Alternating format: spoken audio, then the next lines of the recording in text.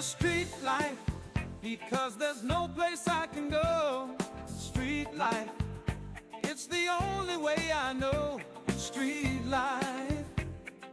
Ooh, when Minecraft is enough. When Minecraft hits that spot. Turtles in my life, turtles have a penis. Street life, oh street life. I play the street life because there's no place I can go. Street life, it's the only way I know. Street life. Turtles and bees and chickens and a lamb. Beach life is really street life. Oh, street life. I play the street life because there's no place I can go. Street life, it's the only way I know. Street life.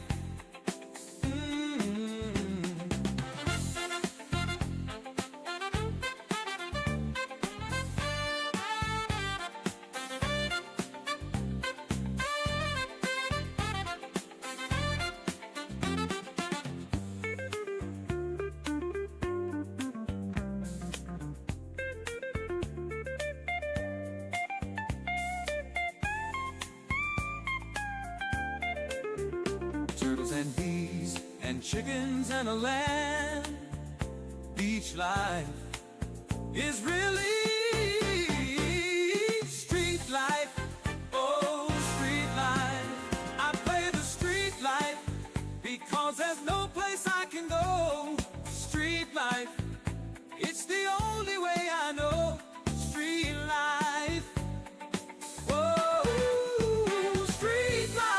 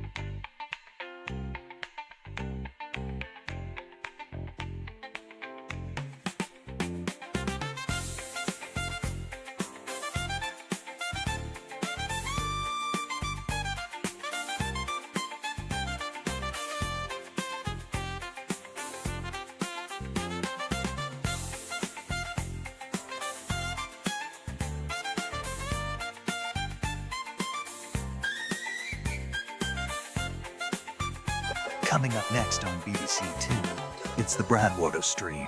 But first, it's time for What's in the Lunchbox?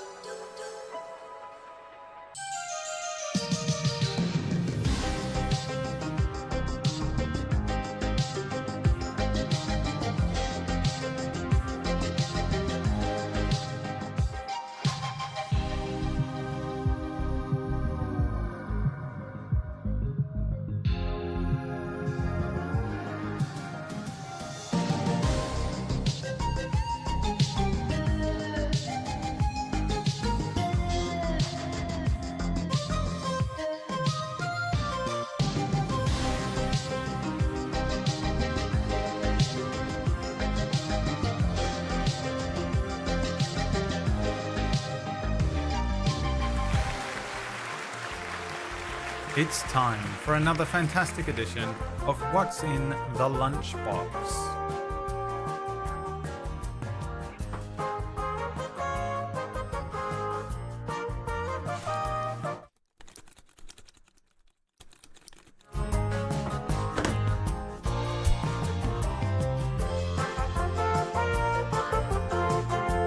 What in the lunch? A pound. Pure chaos. A homemade quarter sliced straw cheesecake. A cooked penis. A cup of Colombian coffee. A single-use glasses cleaner wipe. Toothpaste. Fuck, I knew there was something I needed to buy at the store. Meds wrapped in a candy wrapper.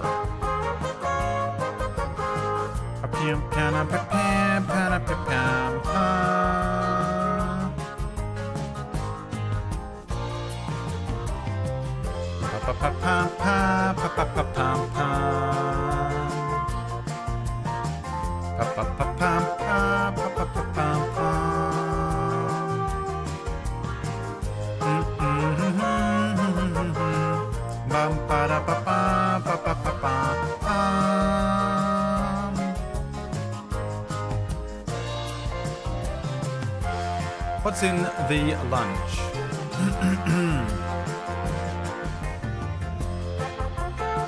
You think it's a hooked penis?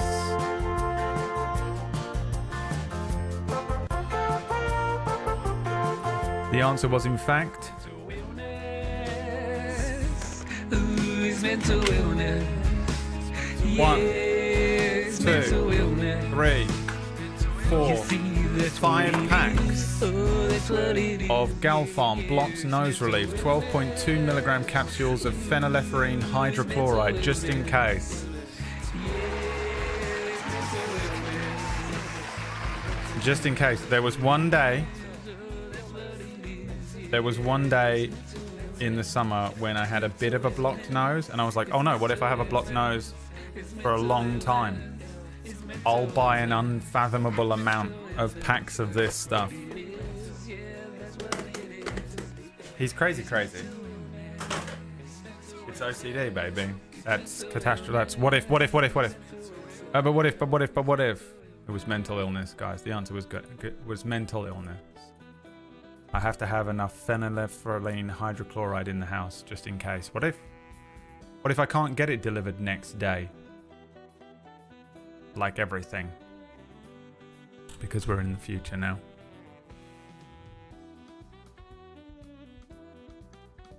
Just in case we weren't taking your medical anxiety seriously, and the fact that I'm truly crazy. Just a little proof for you. Just in case. Hi, Uller. Thank you for the 80-month resubscription. Deciduous Pine is currently on a 3-stream streak. Rookie numbers. Lux is on 365 days watched. Fuck, dude. Do you think that classifies Lux as a stalker? Let's print screen that and keep it forever, shall we? Let's put that in general. Let's display her shame.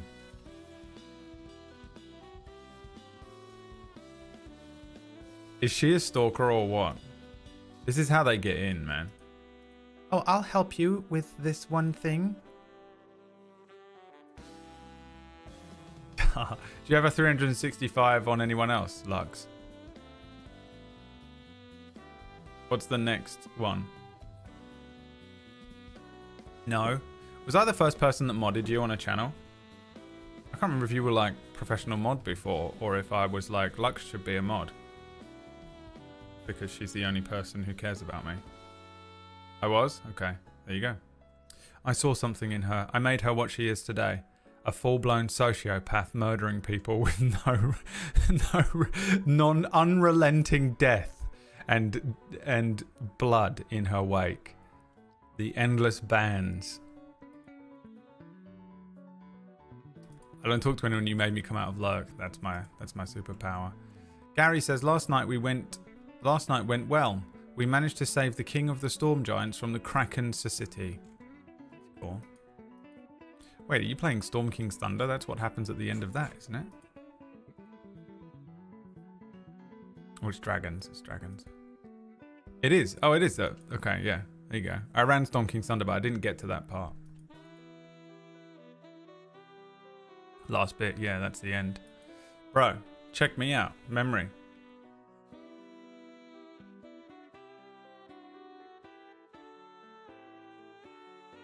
Lux is that one employee who never misses work, somehow managing to come in regardless of weather and injury, yeah. Hey guys. It's mental illness. Ooh, it's mental illness. Yeah, it's mental illness. It's your own foul till. Alright. She was just a waitress at a cocktail bar when she met me.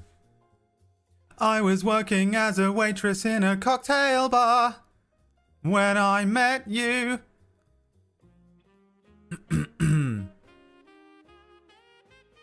Sunday evening game, Thursday same DM does Starfinder. There you go. You remembered. Memories on. Dude, we should do some work today, PB. I'm going to cancel the stream. Today's the day we should set up all of our stuff. Our brains are active. You know, it's the revelation. Dude, the non-canon on Friday was so funny when all three of us realized that we had brain power. And we were like, wait, no one's carrying? We can just play an actual game and we're not fully exhausted. It changes this week. I'm already tired. I worked on a thing this morning for Table Story. Did they respond to it? No. No, they didn't.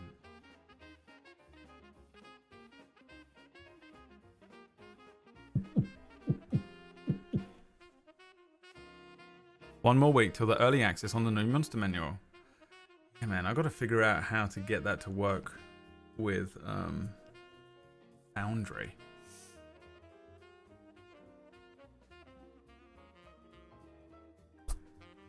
Next week. This week, the end of non-canon. And next week, hard pre-production for Untitled Table Story Project 33 goes in.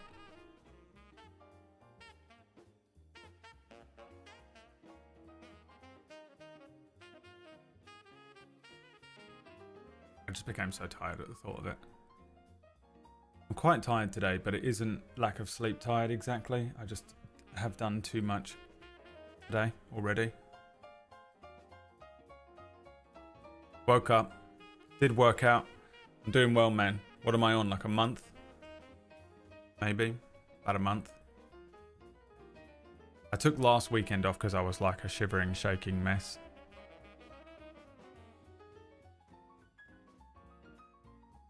And then worked on just a little nothing.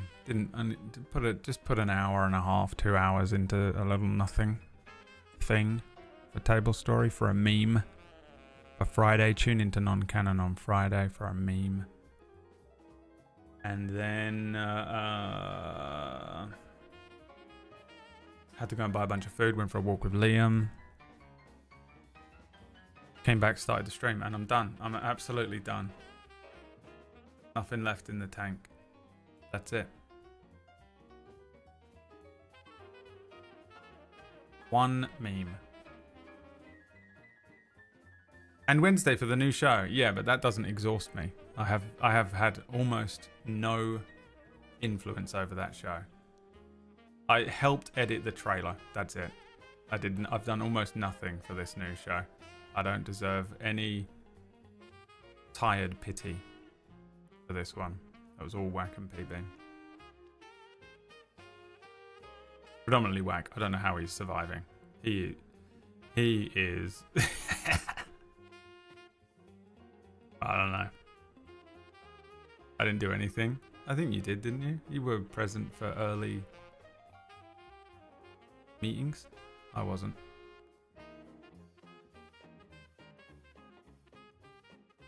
I did a pass of the trailer in an edit. But yeah, Table Story Wednesday. New show. Greetings, sexy male specimen. Jesus. Is the Witcher playthrough completely off the books now or just on hold? Completely off the books, but I would like... Because that game I would like to properly play. It's kind of annoying playing it for just like 2-3 hours a week. It's just the worst game for that, because I enjoy playing it and it's really complex and I just forget all the controls and everything. I would like to do a full one day when I don't have to worry about making money on this channel. I'm just going to play the whole thing. I'm going to do The Witcher and both of those DLCs, and I'm really looking forward to it. I might do the first two as well. I think I'm just going to sink, like, what is that in total? Probably about 150 hours. I'm just going to do the whole thing. At Brad pace, probably about 150 hours. That's sad. I would love to see a playthrough. Well, you're not even subscribed. So, you know, that's business. Okay? So you can come in here and try and emotionally blackmail me all you want. Alright? But the fact of the matter is I can't play it because I don't get paid enough to. I would love to play it. I'd love to play it more than Minecraft. I want to play Final Fantasy X. I want to play Breath of Fire. But I can't. Alright? So I don't get to have fun, and you don't get to have fun. And who can you blame? The rest of them. Blame everyone else in here. I need to bribe you. Yeah, if you pay me like $1,000 a month, I'll play whatever you want. It's a minimum of $1,000 a month, and I'll play whatever game you want. If you've got that kind of cash, Whack Steven. we'll set up a bank credit thing. There's another Brad DM show coming, Table Story soon, isn't there? Yes, there is. You got a couple months yet. I think I know the start date, but I'm not going to announce the start date because things could change. I tried Witcher 1 and didn't like the controls. I tried Witcher 1 and just hated the story. I hate any story where you're amnesiac, but you're not allowed to be amnesiac. That was Witcher 1, right? I hate it when you are a character that doesn't have any memory of their past. I don't mind that trope, even though I feel that it's a bit annoying. But when you are amnesiac, character can't at any point just go, by the way, guys, I have amnesia.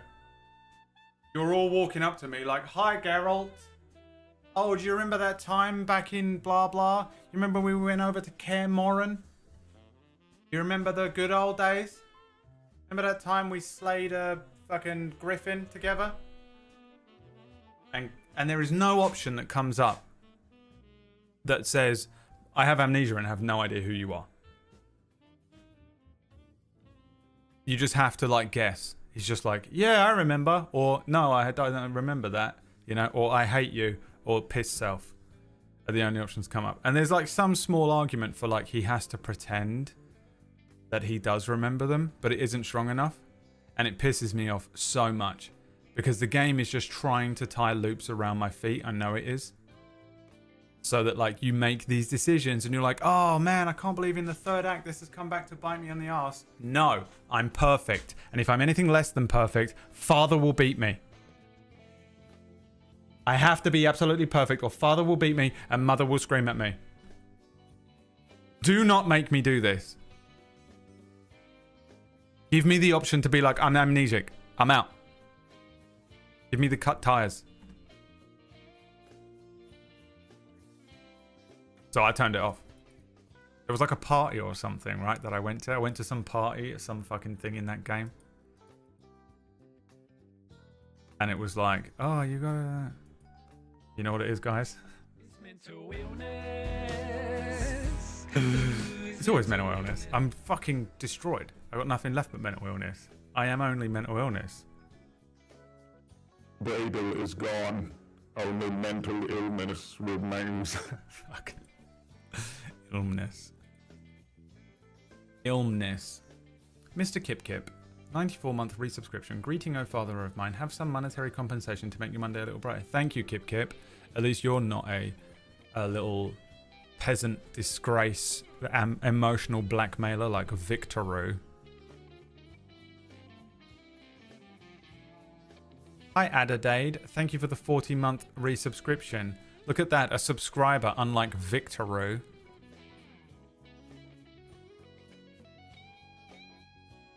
It's not nice being emotionally blackmailed, is it?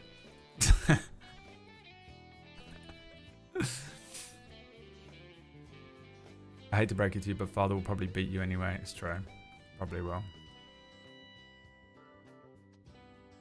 Been playing a game called Moonlighter, where you, a merchant that lives in a village founded around a series of dungeons that goes into dungeon to get loot to sell at shop, and as he chases the dream of the 5th dungeon. Cool. Glad you're enjoying it, Gary. Guys, Gary, round of applause, please. Gary's here.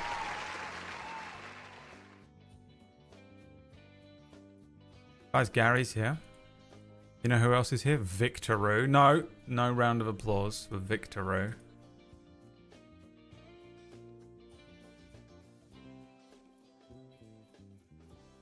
It's street life, baby.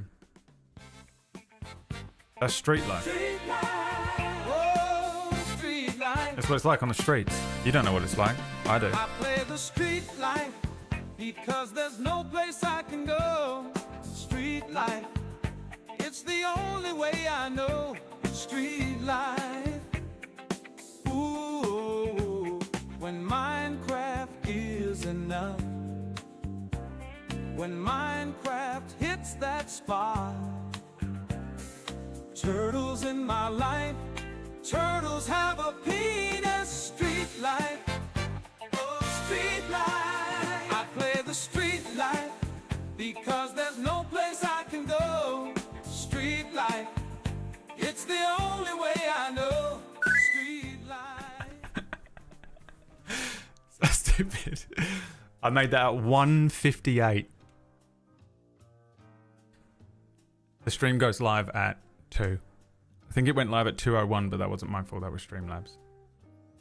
Horace, thank you for the 500 bits. Unlike Victoroo, who's given me no money, comes in here making demands of what I should do on the stream. My only source of income. You think Victoroo's ever coming back?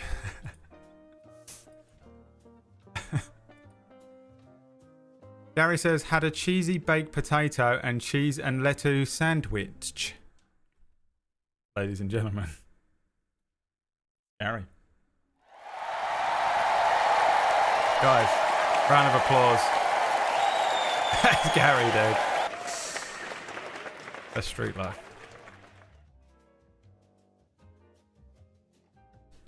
I learned a cool turtle fact.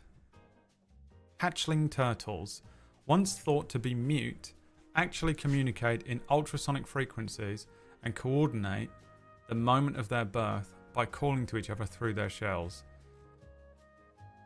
But why are they born on the sand? Why does their first experience of life have to be storming the beaches of Normandy? Oh, he's done it!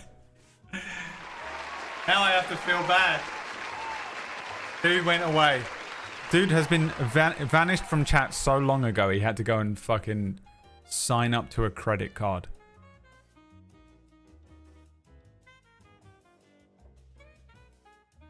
He just went through the whole credit card like screening process to be able to afford that. Chat, you're liars. It was like $10. He's killing it. It's killing him. He's like, oh fuck, what have I done? $10, man. I ain't got $10. This is free content, Victory. You don't have to subscribe, you idiot. Now watch. Now watch. Literally went and got his credit card. You don't have to pay. It's just free. Completely free. You don't have to pay anything for this. No matter what I say on the stream. You can just watch it without having to buy a subscription. Why did you do that? Idiot. You dumbo. Oh, damn. Grifted. You got grifted out of $10, baby. I only see $2 of that. The rest of it just goes straight into Amazon's pocket. You're out of your mind. Why have you done this? It's completely free. I'm still not going to play The Witcher.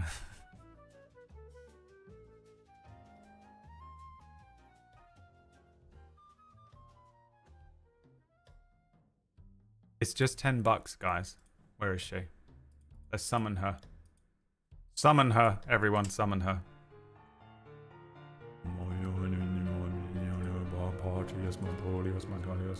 Murius Onis Dominus, Patrius Dominus Dominus, Demonus Dominus Dominus, Patrius Dominus.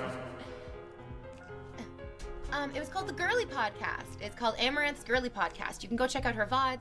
It was really fun. I'm sad that I couldn't stick around longer. Why does it but start I at reached this my part? like Why stream am I limit still for the day, and echoing? I was like, I can't keep streaming. I need to stop. I'm gonna have a panic attack if I keep going.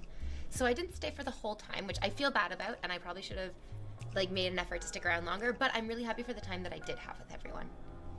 Broke 19-year-old college student still sub, no excuses. Oh, Vixie, that's right. Here's the deal. It doesn't really Vixie? matter how much money you make or how much money you have.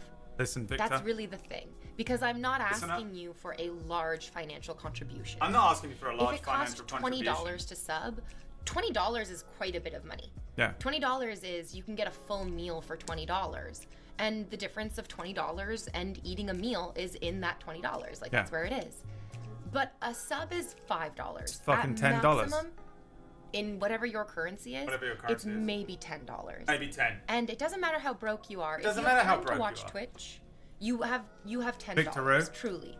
If you don't have $10, you probably don't have time to watch Twitch. You ain't got because time to should be watching this working. stream. You should be trying to earn money. Demanding that it's I not play a ton. It's not Witcher. like a ton of money. Not a ton of money. So being like, I'm broke, I can't afford to sub, Yeah. that doesn't really track. It doesn't what track, you mean Victor. to say is, I'm so irresponsible with my money, I can't support the entertainment that I enjoy. That.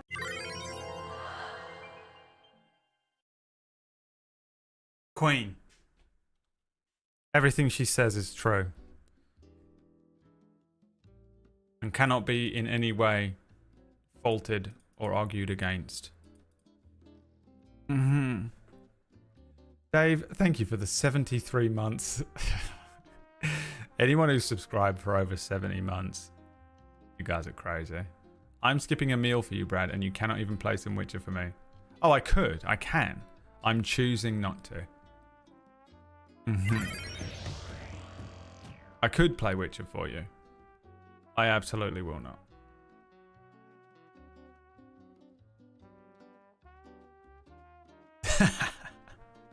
Samael with that 73 as well, trying to outdo Dave. Insane people. You don't count, you can tax write it off. You don't count, you can tax write it. That's not real money for you. Get out of here. You can pay a penny. Pretending. A pretender. A false witch. False witch.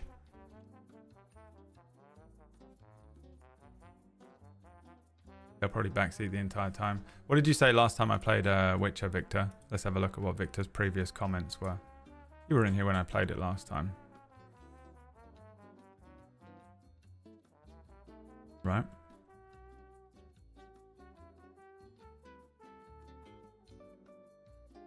No, you were in here when I was playing Minecraft. Never mind. You didn't even watch me play Witcher when I was playing Witcher.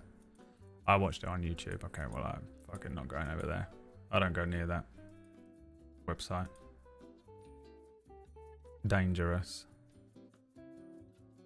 Remember, chat, every gift sub means another day free from The Witcher. It actually brings us closer to The Witcher. The more money I make, the higher chance there is I'll play something that I want to play.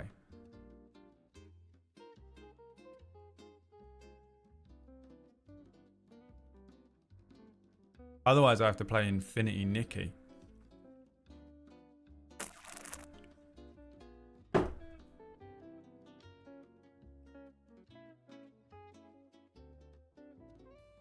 One day.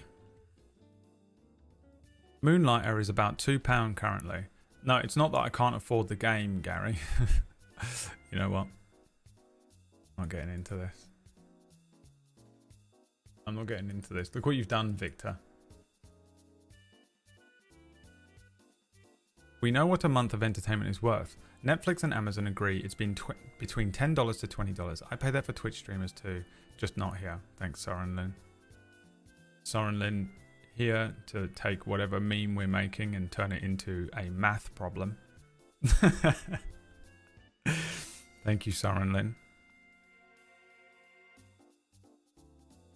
Tom is playing Astrobot and it turns out it is 100% the cure for your depression. It would definitely give me some. For sure. It would reactivate my depression without a doubt. Brad, repeat after us. I'm just so irresponsible with my money that I can't afford $2 for Moonlighter. Now, there's a really good meme I could make here, but I just know that I'll get a fucking email from you later on if I make it, so I'm not gonna. But just know that I'm a better person, and I've grown, and I don't just immediately lash out in defense, in attack, defense. Attack or defense? What is it?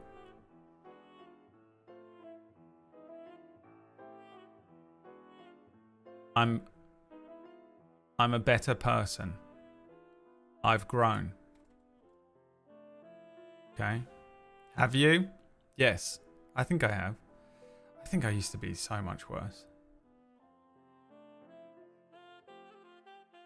I used to be so much worse than this.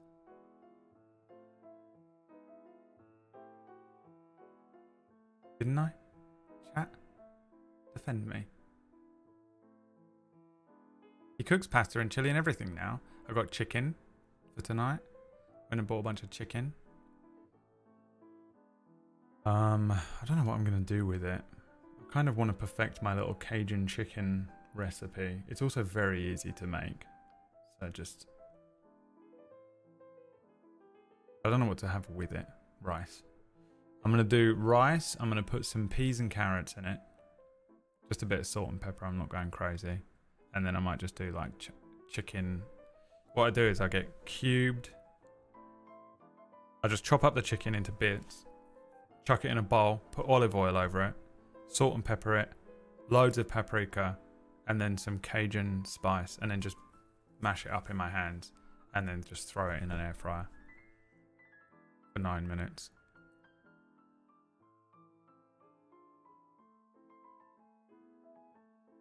It's good.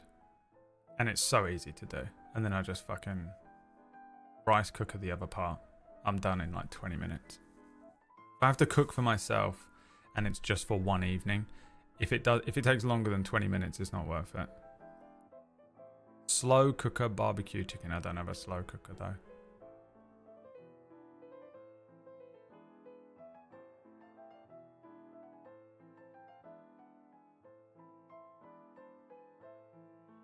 I need one.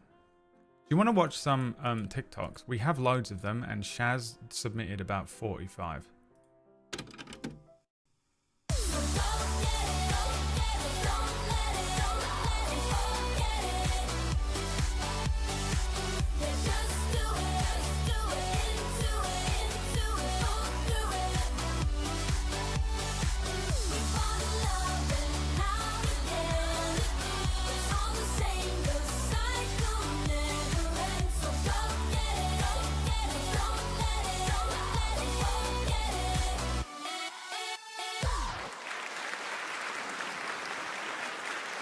Let's watch a TikTok. There are a few of them. A few submissions. Almost all of them Shazalenko. I don't think that's true. Oh God, I've gone past it. Alright, first one is submitted from Toodle. It's always a little scary when a really crazy person starts making some good points. Like, this person's visibly schizophrenic, but I agree. Uh-oh, now we're mentally collaborating. Uh-oh, now I'm crazy too. Yeah, I feel like that's got to be how it feels watching this stream. This one is submitted by Paul Fierce. I have no idea who that is. Who's Paul Man, why Fierce? did you park here? Because that sign says fine for parking.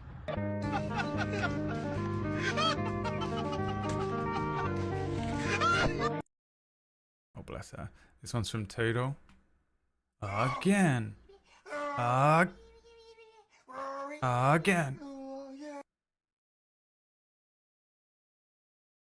This one's from Kipling.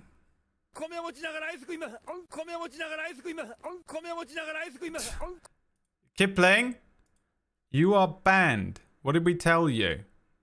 This one's from Kipling as well.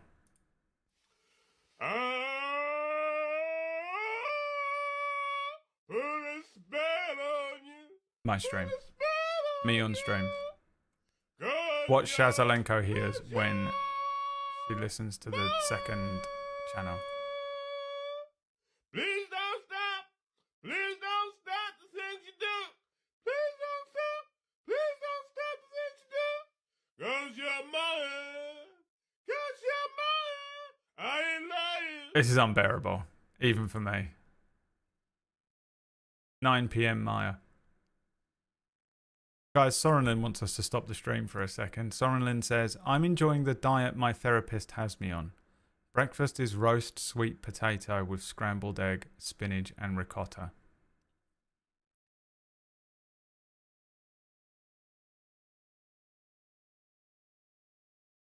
Thanks so much for letting us know. Guys, can we get a round of fucking applause for Sorenlin? Please? Can we have a round of applause for Sorenlin? Thank you. Thank you. One was submitted by Toodle. Did they think they were going to land in the water?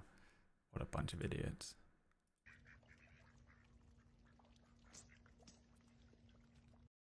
That kind of stuff makes me want to cry, and I don't know why. If I was by myself, 50-50 shot. This one is from Guru Nanak.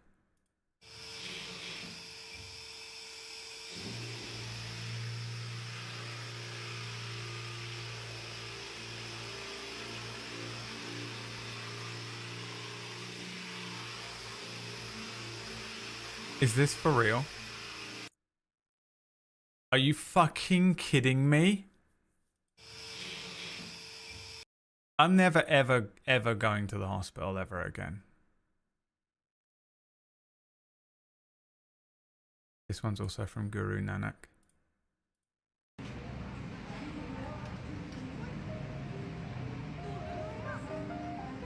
It's that strong?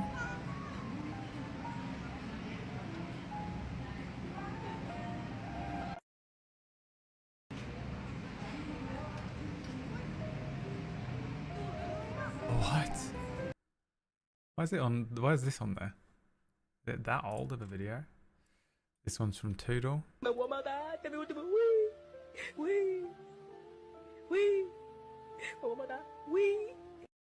Another one could make me cry. Oh god, there's something wrong with me today. This one's from Toodle. Hey dude, you got the time? Oh yeah. It's right here. Super funny, dude. You know I gotta feed my cat every 2 hours, so. Oh, could you grab me some olives while you're in there? Yeah, dude. Got your olives right here. Very funny, dude. Oh, I guess the olives are over here anyway. Ian? Where's my cat food? Huh? No. This is me and Orcish trying to have a normal conversation with each other, but can't help but need to roast. We gotta get out of here, dude. We desperately want to have a fulfilling friendship, but we just have to attack each other and nothing can stop it.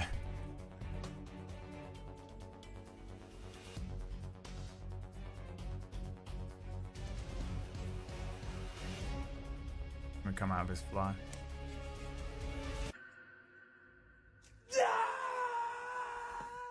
Oh, no. I thought he was gonna do it out of his fly.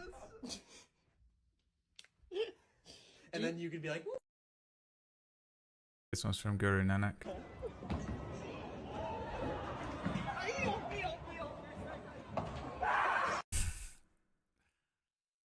This one's from Pitsky. I don't know what that means. Carrément en train de le casser là. Tu fais des. Oh, wesh, tu la renfonces. Oh, trop bien. Oh. Drunk. The fakest laugh. Also from Pitsky.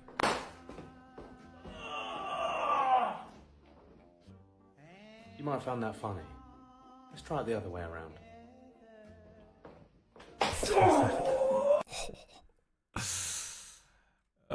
This one's also from Pitsky. we out here. Oh my fucking god.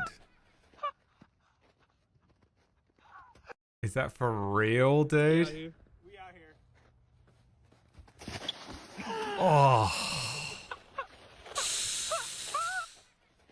damn, this one's from Toodle. This is my impression of Victor Frankenstein realizing he's accidentally started a stream instead of making a post on social media. Oh, it's alive. It's alive. This next one's from Toodle. PC motherfuckers dropping 8K for the quietest PC and then getting a keyboard louder than a jet engine. This is how I imagine PB's house sounds.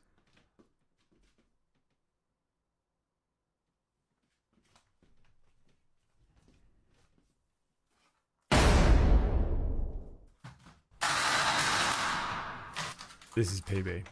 But she doesn't know because she has headphones on.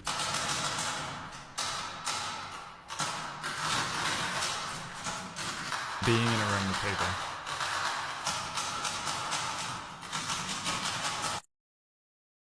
It also used to be Leah's keyboard during the middle of a show. This one's from Amy. So I just want to give you a little intro into Australian humour because if you don't follow BradWOTO Advocate, you've got to follow them because they are hilarious. But what I love the most about Aussies is their sense of humour. So this was the post, right? Elon Musk releases stunning new design for Tesla Model SS, and the comments are amazing. Sounds about right. Yeah, I'm holding out for his Mein Kampf fun. Forget the BYD dolphin, it's the Tesla a dolphin. I love this one. He's ruined his ketamine. My favourite, the Tesla. This took an unexpected hard right. Rumour has it its sat-nav is only programmed with directions to Poland. Berlin to Warsaw on one tank. Oh man, I love you, Australia. I don't know if that's an Australian thing though. That's just people making puns. Let's not try and claim that was Australia. Alright, Australians. Don't get ahead of you. You guys are funny. And I like you above most other countries for just general bants. But don't get too big for your boots just because we finally found you on the internet. The first time ever. Australians have been discovered, finally, by the rest of the world. Let's not go crazy now. Dial it back. Rein your neck in. That's from Toodle.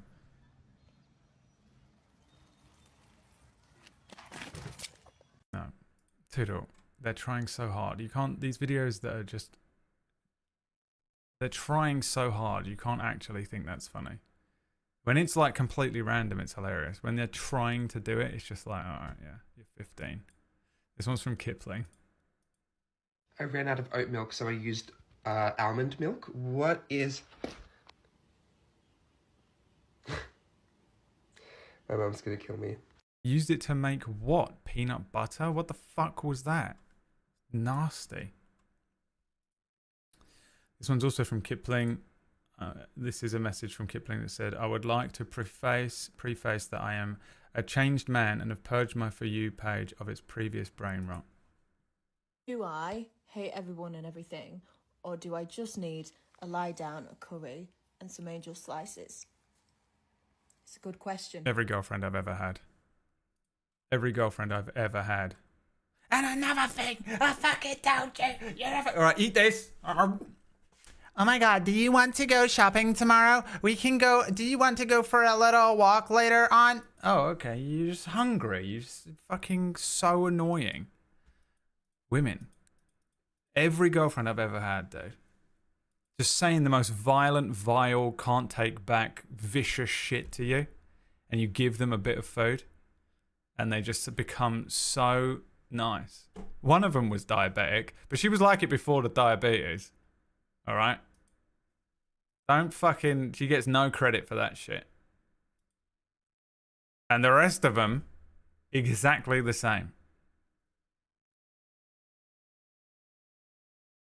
It's the same as violent hypoglycemic. Because that... All I just ended... With Emma, it just became double. She just did it 2 times a day instead of just once. If anyone's ever lived with a diabetic, by the way... Man, that shit's crazy. I was talking to Disby about it once. Dude, there is... It is crazy. It's pure Jekyll and Hyde behavior. When you watch someone who's diabetic and they have low blood sugar and they just start like stomping around the house looking for sugar, it's something else. They're crazy. But also, aside from that, separately, also all women. Yes, all women. The craziest shit. This is how you know it's all women. Do I hate everyone and everything, or do I just need a lie down, a curry, and some angel slices? It's a good question. It's the second one every time. Kipling sent this one. All my life, I wondered what A&W stood for. It's friggin' hamburgers and root beer, obviously. Hamburgers and root beer. Oh, he's saying hamburgers and whoop. He was like, all my life I wonder what A&W stand for, and it fucking stands for. Hello, you are about to witness the highest quality sound recording that's on TikTok of a bagel being cut in half. Can't be that high of a quality. You just have one of these things, whatever they're called. Everyone's got one of them. I know I became one of you types of chatters, disproving something irrelevant for the meme.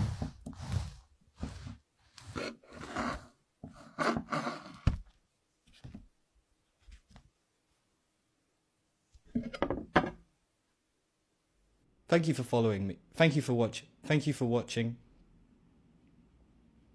It's Day by Dave. That is just Day by Dave. Why did you send me that? This one is from Toodle. Yes, sir. First bite. I get so jealous watching people eat food now. I don't even care about food that much, but my diet has been reduced down to nothing. I'm starving and dying at all times. This one's from Toodle.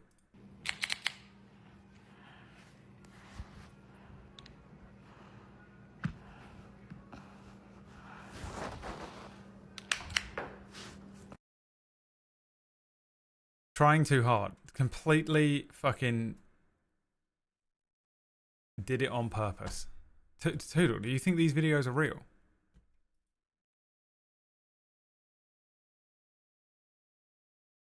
It wasn't a corset, it was a cooking glove, wasn't it? That? It's gloves. Fucking psychotic sex freak. Also from Toodle. This is 1 minute 31 seconds. Which breaks the rule of 1 minute 30 seconds only videos. Unless they're very good, so let's see. It's better be very good. It's better be in the shape of a penis when it's finished.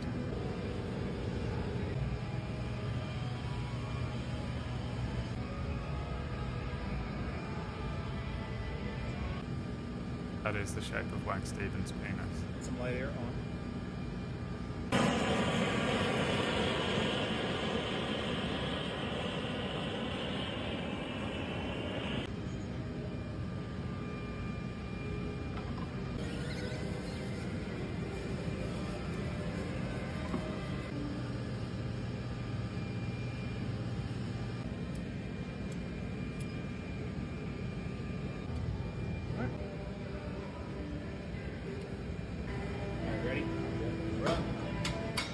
They're gonna drop it, aren't they? Is that what it's gonna be? They're gonna drop it at the end? Someone's gonna laugh in this video at some point. It's gonna be nothing to do with the glass making the Toodle sent it.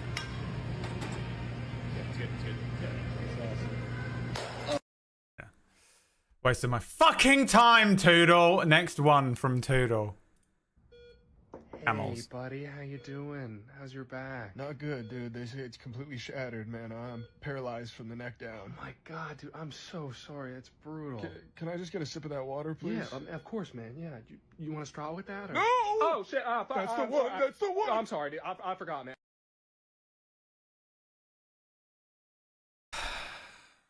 That's from Kipling. I really wish that I could sleep before midnight, cause every day I be sleeping tomorrow. Like yesterday, bro, I slept today. That is one, I just fully agree with it. Orkish.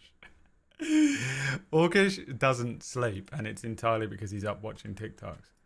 I agree with it on the side of sleep and eating is such a waste of fucking time, and I just hate it. And not because I'm like one of those fucking productive, you know, I get up at 2:45 a.m. I've got 3 days instead of 1 guys, but just because it's so boring and annoying for me to do that I'd rather just be, I wouldn't be working, I'd just be playing PlayStation, but waste of time. Food, waste of time. The whole thing. It's just refueling time that it's the most boring, annoying thing for me. I can't taste food very well. I'm allergic to 90% of food. Waste of my fucking time. I just have to do it to survive. Boring. And sleeping. Endless nightly war just to go to sleep for a little while. For nothing to happen and then get up and not feel rested. Cool, great. Next.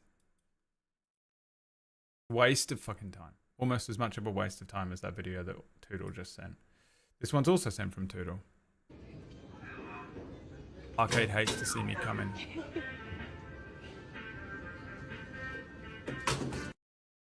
Fake. I mean, she thinks these are real, dude. She thinks these are real. Laughed at it, watched it 5 times, laughed at it so much. Have you updated your Minecraft intro with penises and stuff? I don't understand the question. Please rephrase the question. Orkish ate an entire bag of Hershey Kiss and had the audacity to be like, I can't sleep. Yeah, I hate him. It's fucking infuriating. I don't know if he can see it or not, though. Because if you bring it up, he just doesn't understand what you're saying to him. There's nothing worse. If he's just like, yeah, I know I'm an idiot. It's like, yeah, well, great. At least he's aware of it. But the complaining. The endless complaining. Oh, I can't sleep. I don't know why. Glug, glug, Red Bull. It's the craziest. You're like, what are you doing? He's like, oh, I can't pay rent for some reason. I ordered fucking takeout 3 times today. What are you doing? Oh, I don't know if I'm going to be able to make rent next month. Went to the dentist 3 times. Doesn't need any dentist stuff done. Doesn't need any dental work done. Went there 3 times to get his teeth cleaned and whitened.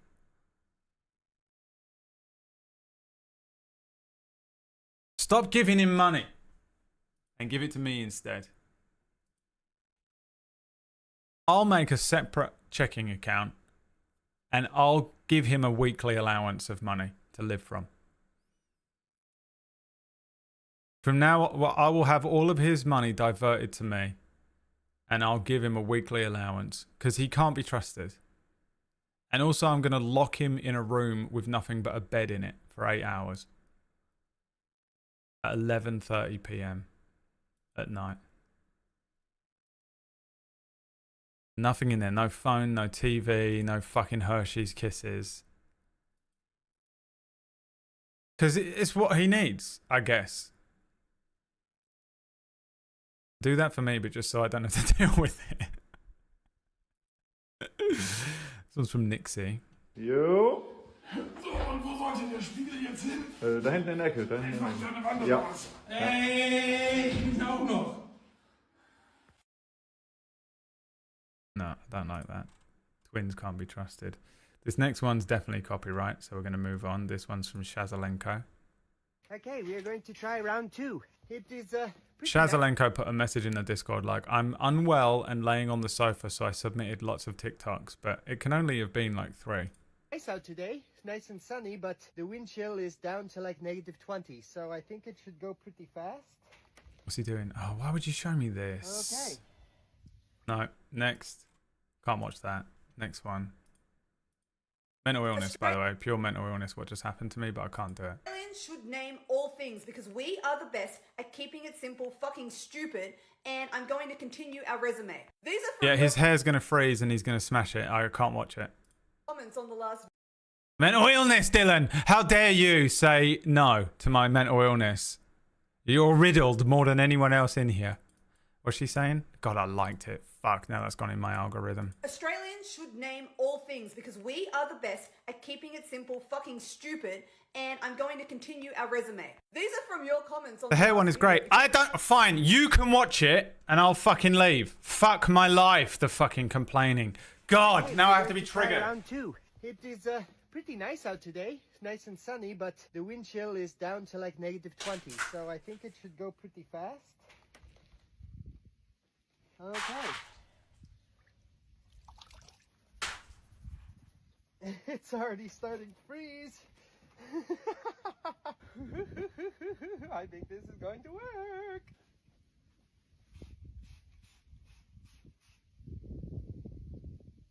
I'm more worried about my phone dying than myself. It's definitely crispy. Whoopsie. Okay, well, that's the end of that. There's a little squirrel over there. He's just laughing at me. Imagine that. Okay, so let's slowly get up so I don't pass out.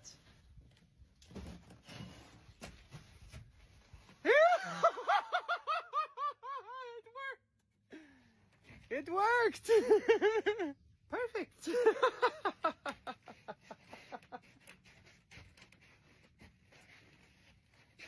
It worked! Okay, so there we have it.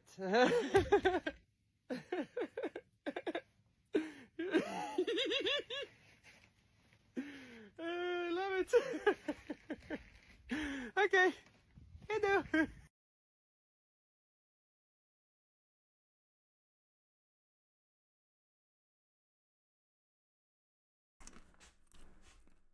Did you all have a nice time?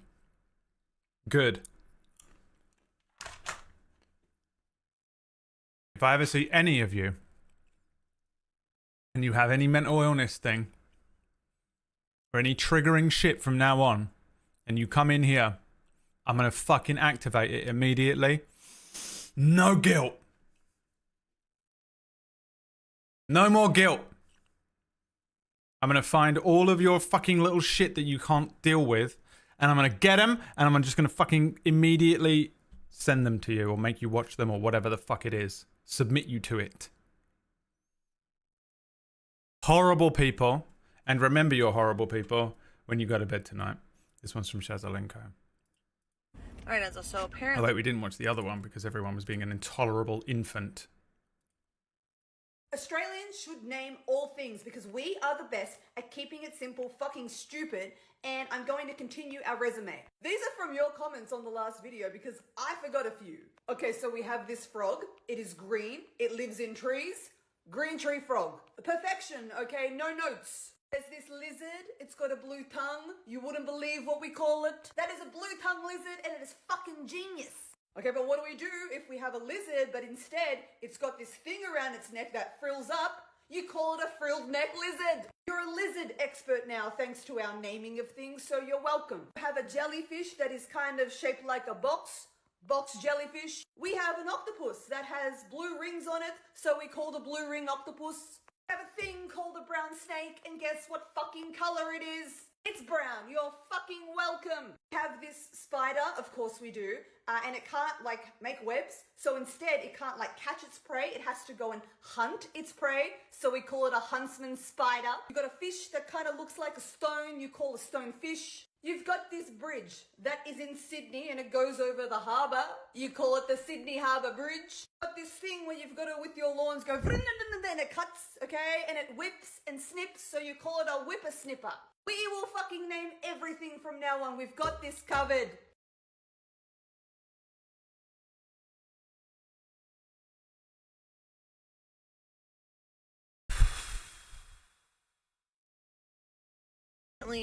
I keep interrupting you, so I'm gonna let you just have your moment right now. I won't interrupt. And if there's anything else you want me to work on, now's your time. Yeah, tell me now. Me complaining when I have to watch someone dip their hair in water outside. They're long, greasy.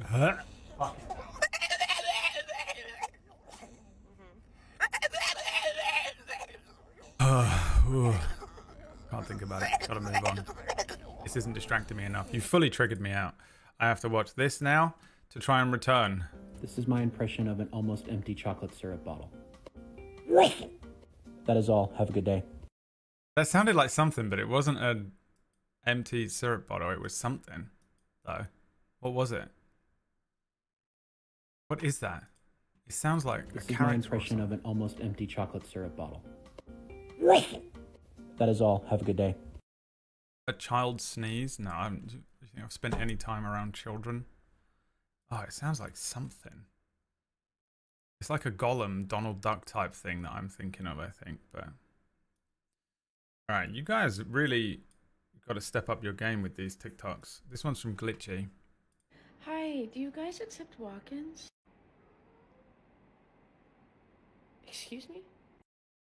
It's very funny, but I can no longer laugh because you've ruined my sense of humor for the day. This one's also from Glitchy. Well, there was definitely a theme on my For You page. Feel free to give me a smooch or two, or if you're feeling a little more frisky, go ahead and kill me.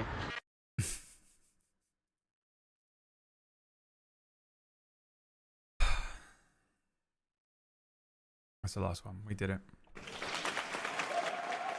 I'm exhausted.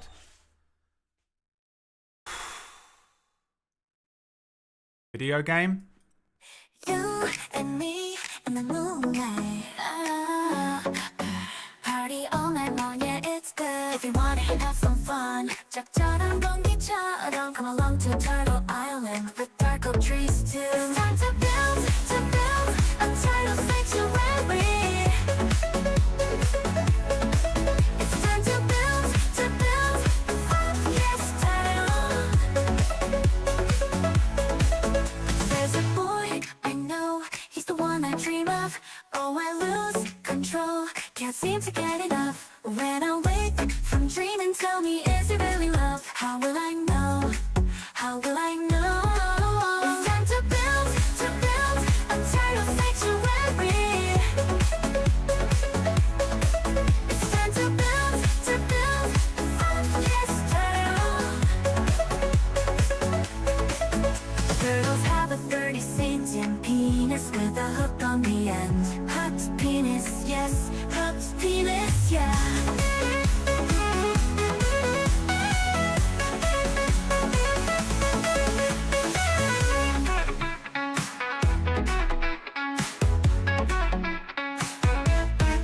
It's time to build a tidal sanctuary. Tidal sanctuary. It's time to build, yes, tidal. Yes, tidal. Turtles have a 30-cent penis with a hook on the end. Hook penis, yes. Hook penis, yeah. Hooked penis, yes. Hooked penis. Yeah. Alright, let's go. Please retweet. The best world. Please tell me someone was paid to sing this and not AI. That would be truly hilarious. Wouldn't it? I spent an hour on TikTok the other night, but not a single thing worth sharing. Something is up with the algorithm. Yeah, it's people that aren't funny. Everyone in the world... More people in the world are funny than you realize, and TikTok has shown that just the average person can jump on TikTok and just be hilarious with some observational comedy or just, you know, make a little meme or whatever. But then there's a lot of people who sort of think they're funny, who can almost pass the girl that was on the TikTok just a minute ago with the 1:23 video. And then normies, people with very basic levels of sense of humor, find it hilarious. Now that's not Shazalenko. Shazalenko just shares anything to do with Aussies and gets blinded by Aussie talk. But normies are like, at everything. And it's embarrassing at this point. Right, how many pumpkin pies have we got? 1. There's some pumpkins. And some eggs. Oh no, it's sugar I need, isn't it? Let's go and check on the sugar. What else do I want to do today? Was there anything I wanted to do? I do want to get some bees, but they're really hard to get. I can't stop laughing at the slice of ham one I sent you. Remind me. I hit my fucking hand on a thing earlier on and it sucks, dude.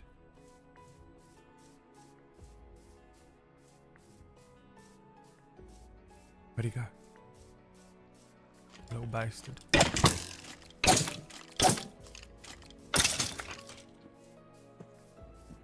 Cheap. I thought it was a spider. Oh, the slice of ham in the storm and the woman's reaction. Yeah, it just like... It hits the window or whatever and she's like... I like a slice of ham. Yeah, that was funny.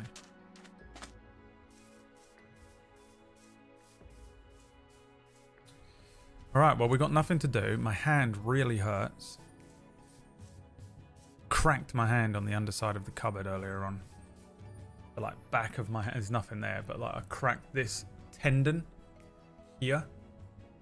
And it hasn't stopped hurting this whole time. I know what you're thinking, absolute pussy, and I agree. But it still sucks, okay?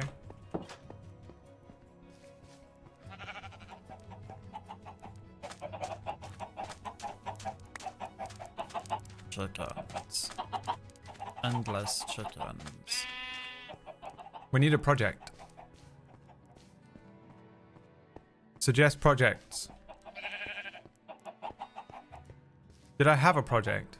I didn't write any things for myself. This is impossible. It's the worst thing I've ever made in Minecraft. By the way, look how ugly this is.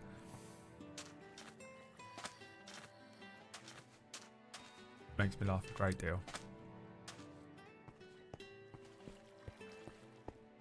A bigger chicken coop. You got it, pal. That's what you want? You got it.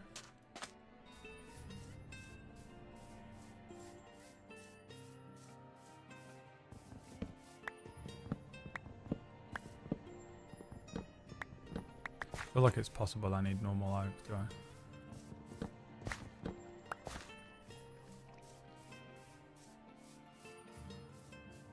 Cherry blossom garden.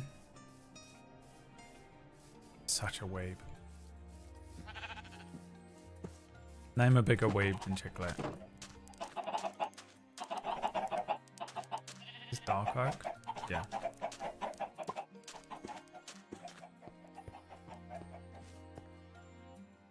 The Alan Parsons Project. I like the idea that that's you answering. Name a bigger weeb.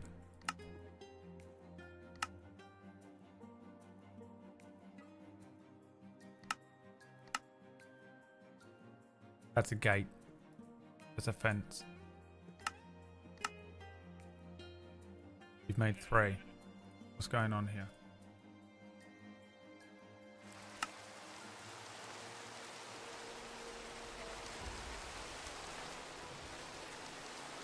Well.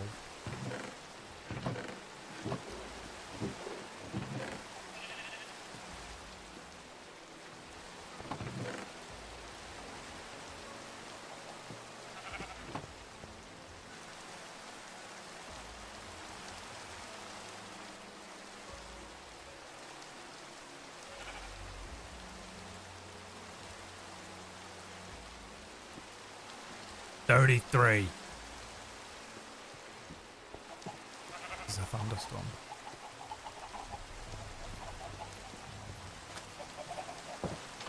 Should build more sanctuaries for endangered creatures like orcish. No, because then we'd end up with more orcish. No one wants more orcish.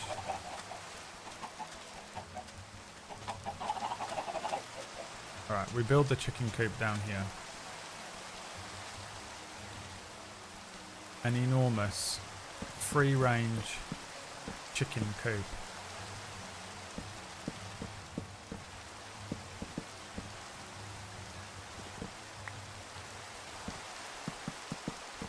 As far and as wide as the eye can see.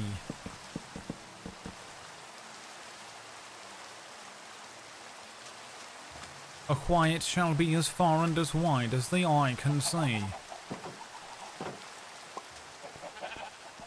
I've been watching Star Trek The Lower Decks.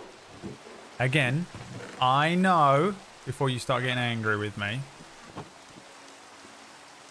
that it doesn't make sense. that man's watching Star Trek The Lower Decks and has never watched any other Star Trek, basically. I'm on your side here. Don't get it twisted. I agree with you. It's disgusting. But I like it. I like the amount of references that are going over my head are astonishing though. There was an episode where they went on to Deep Space Nine and I found out for the first time that Deep Space Nine is in fact is not a spaceship. And is in fact a space station.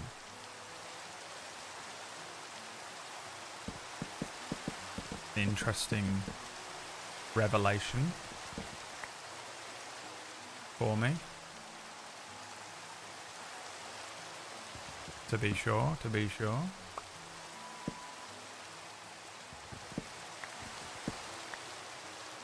My whole life, I thought Deep Space Nine was just another Star Trek going boldly into the unknown show.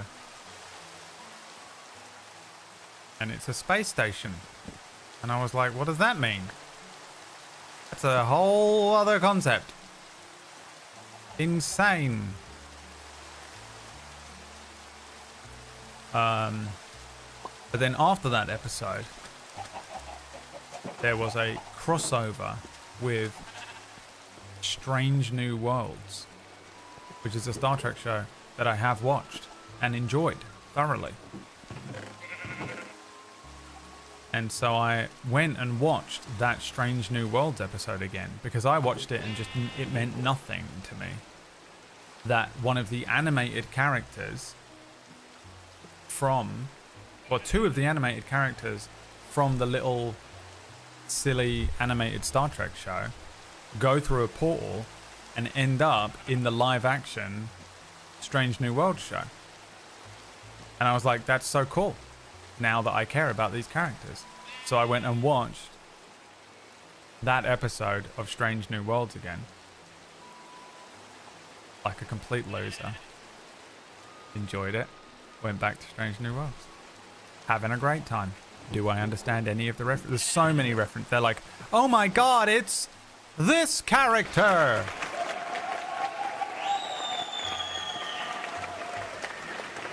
And I'm like, that's got to be someone real important. That's got to be someone incredibly important. But I don't know what they're saying. Is this a hardcore world? No. No, it is not.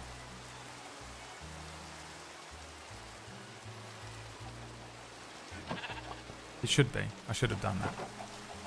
That would have been more fun, wouldn't it? I forgot it existed, to be honest.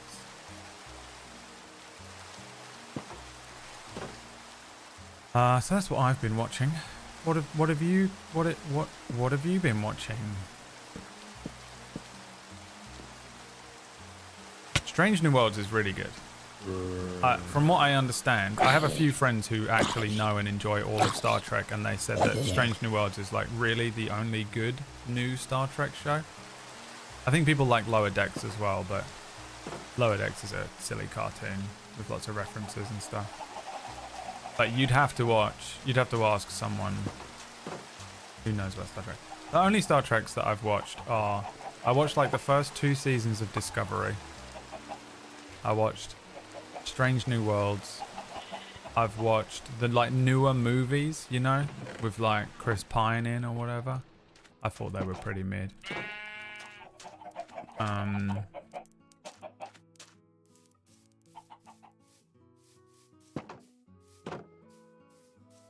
Might be it. I haven't really seen any Star Trek. I know I would have liked it, by the way. I know everyone's going to be like, you should start with the Enterprise and then watch Star Trek, the blah blah blah. And then after, when you're done with that, you should watch this Star Trek as well. And when you're done with that, you should watch this. I know that you're going to say that and you want me to watch the good Star Trek, but it's so old. It's so old, dude. And I was like, I'm not going to watch that Picard show or anything like that either, because, you know. If you ain't seen none of it, you ain't watching that, you know what I mean? This just doesn't make any sense that I would watch. like a blatant sequel.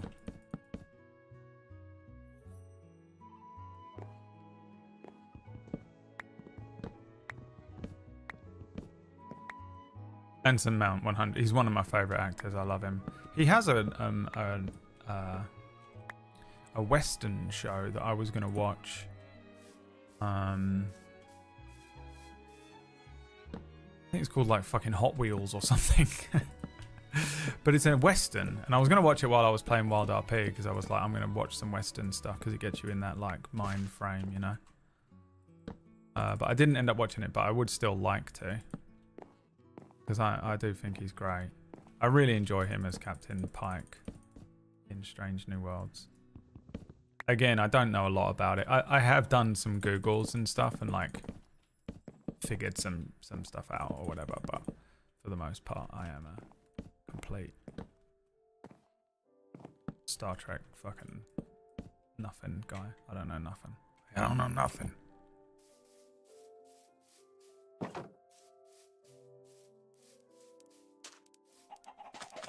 I watched a Studio Ghibli movie, Princess Mononoke.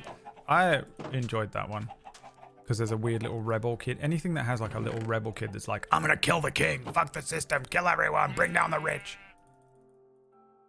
I enjoyed that, but I weirdly don't remember it. I actually was gonna watch a bunch of the Studio Ghibli movies again, not long ago as well, just because I'm at that point where the trace decay that is my memory, just slowly fading out of existence, everything I've ever experienced, has caught up with a lot of Studio Ghibli stuff. I don't remember a lot of them that well. And some of these noises are so loud and some are just not, and sometimes they wind me up. I don't know, there's something wrong with it. And yeah, I was looking forward to, because I don't know when it comes out, maybe it's already out. There's the one that there's a recent one that looked quite cool. It's got Robert Pattinson playing a fucking bird in it. It doesn't sound anything like him.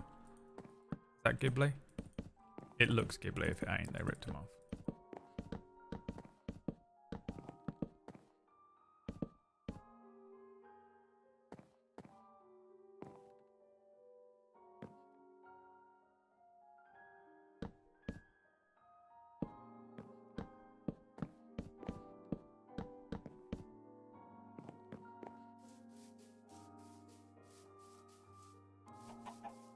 I can craft planks from inventory.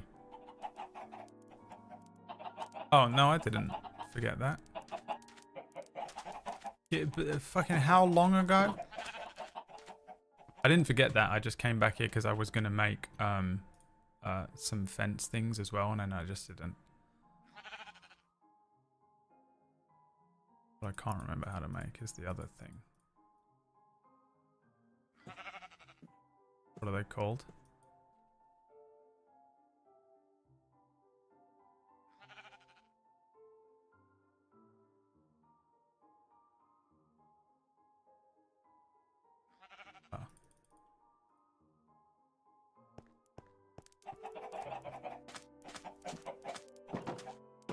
Also, relax, dude. I mean, I know you were sat there getting so annoyed. You're watching someone, that's not how you craft a plank. Who cares? Min-maxing Minecraft is insane to me. You people are nuts, dude. The way you people play games, like, are you having any fun? How do you enjoy anything ever? You guys are crazy. Whack Steven playing quick play on fucking Marvel Rivals. Whack Steven playing quick play on Marvel Rivals. Get on the point! Jesus, Whack. Fucking Christ. We're all just having a conversation about favourite biscuits.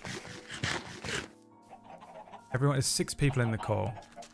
Everyone's having a nice conversation about their favourite biscuits, and you get these orders barked at you out of nowhere from Whack. You're like, dude, are you even able to enjoy playing the game?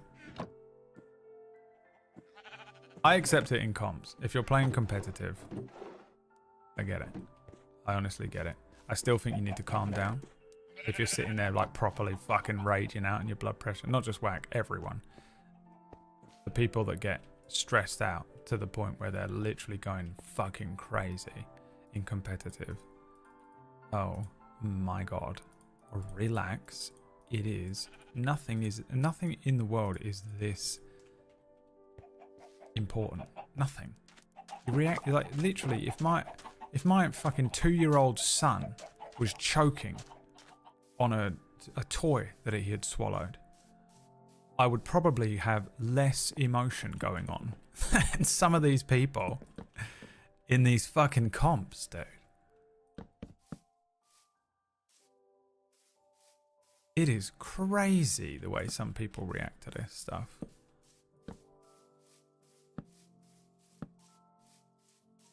Let alone if you're in quick play. Dude.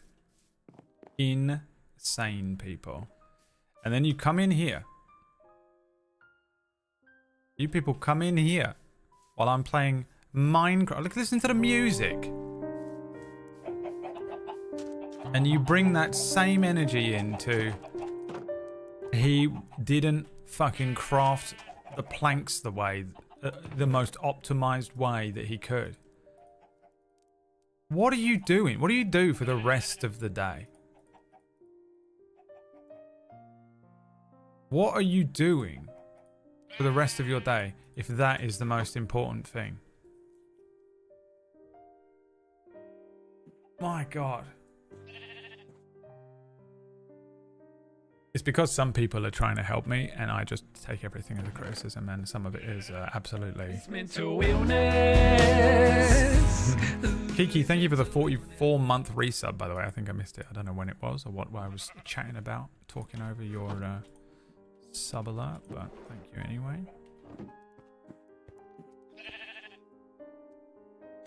Netflix is recommending Full Metal Alchemist Brotherhood. I think I'll start that. You've not watched Full Metal? That's like the only thing you have to watch from anime.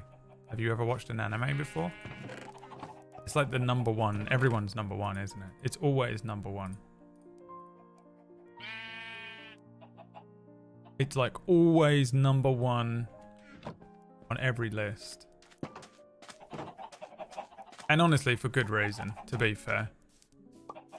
I can't fully disagree with it. I really have no qualms with people putting Full Metal as number one in, as their like number one objective, number one anime. You know, get out of the way. People with passive aggressive team chat when we're losing. Yeah, I mean some of them.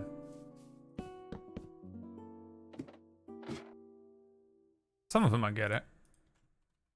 I'm like it sometimes. Some people be in my fucking squad and I'm like, how the fuck have you made it here to whatever rank I'm in, you know? At the moment I'm in Plat 3.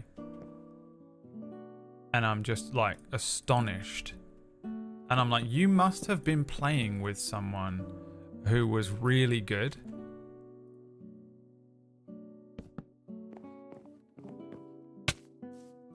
Horrible.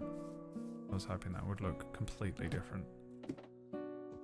You must have been playing with someone, you like basically literally must have been playing with someone who was in Grandmaster and they've brought you up to Platinum or Gold or whatever, and then you're playing a couple of games without them right now because there is no way, like it is crazy how bad some of them are. But like, I don't mind, some people have bad games. Every now and then everyone's going to have bad games, you know. The thing that gets me is people insta-locking DPS. I know this is everyone has the same problem, so I'm just saying stuff that everyone already knows about the game, but insta-locks three people come in and insta-lock DPS instantly. So now there's a Lunar Snow. Someone's like, well, I guess I'm playing Lunar Snow. And I'm going, oh, I guess I have to play Thor. Thor's the only Vanguard that I can really play. So I'm like, oh, I guess I have to play Thor or whatever. So I play Vanguard. And then the DPSs go fucking 0 and 7. And they start flaming the other people. This fucking healer, heal me! Heal me! Where's this tank going in? What's this tank doing? And it's like, dude, you be the tank. I want to play. I'm good at DPS. I would have fucking slaughtered these people. How are you missing a fucking group of 6 people like that as Moon Knight? What are you doing? It makes me so furious. I'm like, you play tank net. They will never change. They will never ever change their fucking class or whatever. They just keep going. And I'm like, just switch with me. Switch. Let me try DPS. You play fucking Doctor Strange or Groot or something. They won't do it. And it is nuts, man. Nuts.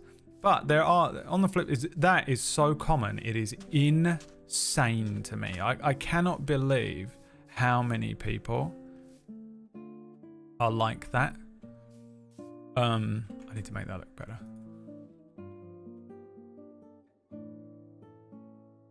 And the other thing that like on the flip side, I've had some like really interesting games with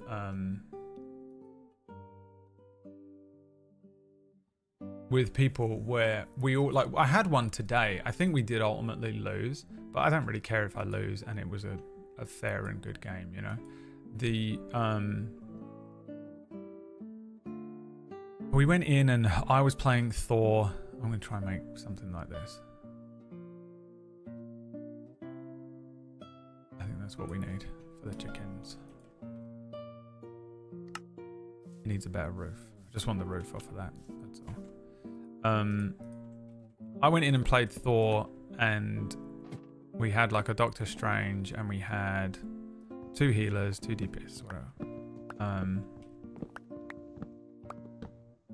And I was playing, actually no, I can't remember what it was, it doesn't matter, but either way, like we were playing, and the squad, like we were just getting annihilated. And halfway through, one of the guys was like, hey, Thor, do you want a DPS or heal? And I'll switch, or something like that. And I was like, sure, I'll play any role. It doesn't matter to me. I can play well enough in just about every role now. The only time I struggle is if it's a level where Thor isn't any good, then I'm pretty fucked if I'm the only person willing to Vanguard. And we switched up, like basically everyone in the squad, I think, apart from maybe one of the healers or the Doctor Strange or something, basically everyone switched their role. And then we just annihilated. Oh, this has to stay like this. And it was fucking great. And everyone was like, this was a good idea, well done. You know, the person, whoever made that call, we were like, legend. You fucking legend.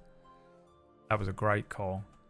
And yeah, no one was salty, no one was pissed off. And I do think we lost in the end, but no one cared. It's so rare that happens, but you do so well when your team, when you get into a team with people who are willing to like change and like willing to accept. Like if you go, hey, can we switch? Or maybe like, hey, do you want to try this? And they don't take it as immediate criticism. Like, fuck you, man. I'm not being toxic. I'm not trashing you. I'm just saying that I'm watching what you're doing. Do this. Just do this thing. So toxic. It's unbelievable. I probably will never get out of plat. I probably am a plat player. I don't know if I would survive at a higher level. I guess we'll see. But I would never go on comms in that game. The people that just join the comms are insane to me. What type of wood is that? Maybe I can go and find it. Is it acacia? I'm never going to find acacia, am I? The orange one. That one could, I guess, be oak, and this could be something different. Muted voice. Yeah, but like, I'm like, it's got to be hard to play through just text at higher levels. I'll do it with dark oak.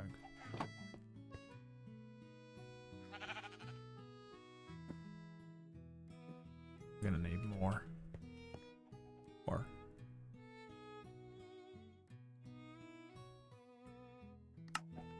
More.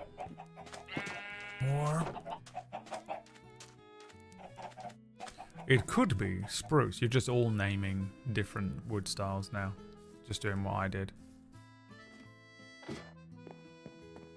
Just doing exactly what I did.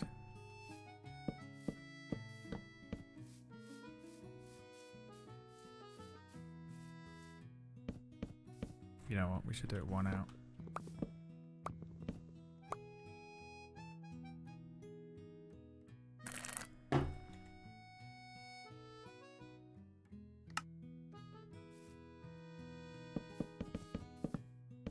Bastard!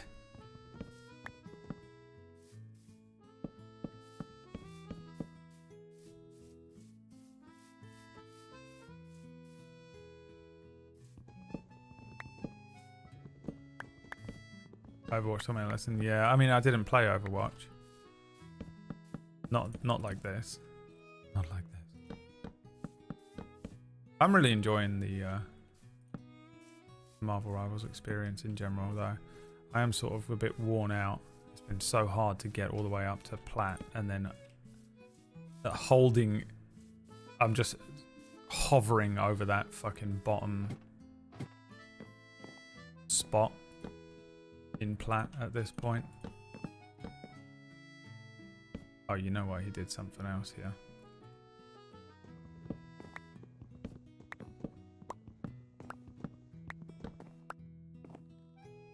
Don't I? I've been like really just sitting pretty comfortably over the relegated back down to gold 1 spot. Not really through any fault of my own though. I think I've actually been playing really well. I've just been landed, like, I got such dog shit teammates. I know this is the complaint everyone has, but legitimately it's insane how you can get landed. Like, the other team have just 5 clearly amazing players. And I know that one carry can basically snowball into allowing the rest of the team to just go fucking crazy, but you can tell they're actually not being carried exactly. They just somehow are like 5 out of the 6 players are incredible, and you're on a team with like 5 people, and you're like, these people, I don't even understand. How the fuck have they got this rank? Like, how could they possibly be this high up? Are they stoned? What happened? Just before this fucking game, someone came in with a plank of wood and just smacked them over the back of the head with it. It's crazy. It's the weirdest feeling. I think I play relatively consistently. Because I sort of approach with the same game style every time. But I also never get to play DPS. Which I think I'm better at. You'll never ever get to play DPS. So you get stuck with these people that are like horribly bad at the game. And I'm just like, how the hell are you Platinum 3? Like, you're not doing anything. I had a Penny Parker. There was this game today. Me and the rest of the team were just like blown away with this. Penny Parker putting nests basically by our spawn point and not on the point. It was a domination one. And we were like, what are you doing? And then they wouldn't go in onto the point. And I was Thor, so I was like the only Vanguard rushing into the point so no one could get in there. And it was just like, what? This is... How are you here? What is happening? Have you let your little brother play on your account? Like, what? How the hell are you in Platinum 3 with us? It says Platinum 3 when you're loading in. It's not like you're just like, oh, there's randomly a bronze in here. But there is somehow a bronze in there with you. It's so confusing. It wasn't an ego thing either. They were just... I don't know. Just bad. Like, but then, what happened? Are you on your, like, 70th game? And it's like 4:30 in the morning? And you needed to go to bed at like 12. And you're doing that thing where you're just like, what's that thing called? Like zero sum game or whatever? Or no, diminishing returnsing on your energy levels. And you're just sat there like, one more. But your brain is fucking dead. Sunk cost, yeah. Are you sunk cost? 4:30ing? It's so confusing to me. I cannot imagine it. I cannot imagine being like, just play quick plays if you just want to keep playing till 4:30. Some people have like 2 out of 5 things required to be a decent player. Right. I'm sure, like, I think the one thing I don't have is experience with this kind of game mode, or this kind of game, because I've not played a lot of Overwatch. So sometimes there will be stuff happening that is like a given in Overwatch. Like, it's like, oh, this is just how Overwatch is played, so this is how you must do it. And I'm just like, I didn't know that because I've never played Overwatch, so I don't like get it or whatever. And I think that will happen to me sometimes, where I've not got a lot of experience with this kind of game. But I mean, I'm also just not stupid, you know, it's pretty easy to figure out what you're supposed to be doing. But there are times when, like when I first started playing Thor, I was like standing back and like not trying to like push points and stuff. And then you find out pretty quickly that if your tanks are not pushing the point, no one else can follow you in to be able to get in there and start messing with their back lines and stuff. So you have to just constantly be rushing in, even though it can be pretty detrimental because you'll end up dying a lot. And then, you know, if they're not doing their part, you're fucked too, I guess. So like that kind of thing was weird for me because, again, I've not played these kind of games. I've only played it in a MOBA aspect, like League. And the only thing that translates from League is the fact that Wolverine is Warwick. And other than that, it's not really the same. But the roles, you know. And then other than that, I was a COD player, so I've had to learn little bits like that. I think that's probably my weakest point. But I'm pretty decent at like just game sense with Thor. The way I play Thor as well is insane. You've watched me play it now, but I'm zipping across, I'm pushing people around because I know that it's just like gonna mess with their head if I'm like just constantly like rushing at them.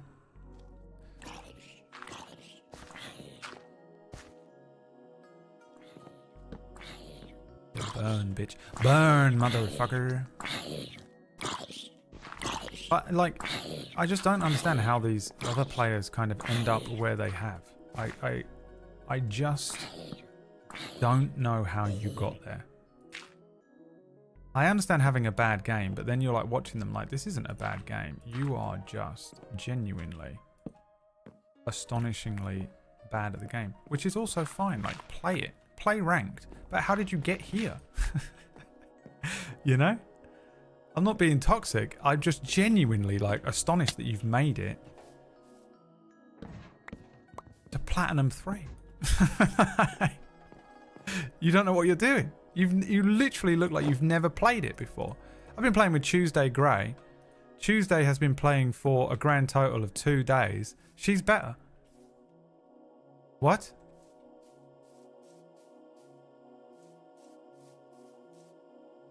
The fuck is going on? Yeah, I don't get it, man. It really confuses me a lot. You know what I think I'm gonna do?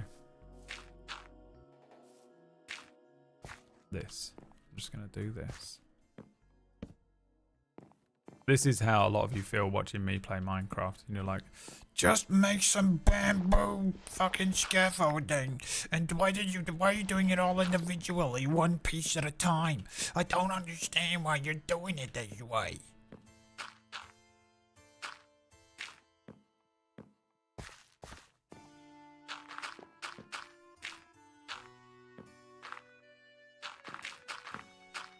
I have thousands of hours in Minecraft and there is no excuse for the way that I play it.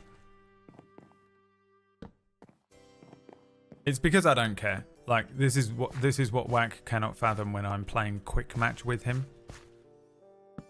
And he is sat there fucking screaming and losing his mind. And I'm like, la la la la la. You ever see that fucking TikTok of Elmo? Where it's literally the Ratch Elmo. The Elmo face. Where she's like, nom nom nom nom nom nom nom nom nom nom nom. And Elmo's like, just zooming in on him. That's me in quick play because it means nothing to me. I just couldn't care less. Oh shit. We run out of dirt, boys.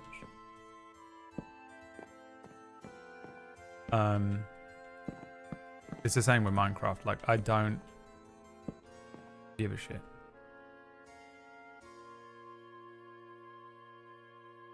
Because it isn't about the getting the thing done as efficiently as possible. I'm just doing it for the experience of clicking some buttons. It doesn't really matter to me whether it's like done correctly or whatever. This isn't work. I don't care. This isn't competitive. That's your streaming it. I still don't care because my stream is not about Minecraft, is it? It's about whatever shit I'm yapping about that day and whatever we want to fucking talk about in the chat. Or maybe it's about just ripping the piss out of Lux for being on a 365-day streak, and that's absolutely fucking abysmally pathetic. And she needs to... Oh, you're kidding! Here you go. This is what happens when you don't pay attention. Oh no, is it correct? It is correct. That confused me for a second. I thought I'd done it wrong. No, it is wrong. No, it isn't. It just looks wrong in here. I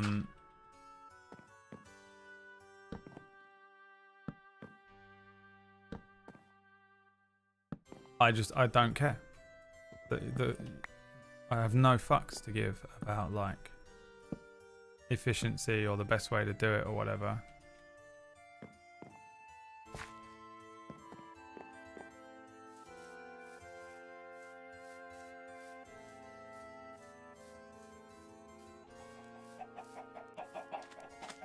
Because that isn't my main reason for doing it. Now, if I'm playing competitive Marvel Rivals, my main reason for doing it is to try and improve my rank. So I will try. I'll sit there and sweat. I only really play competitive in the morning as well.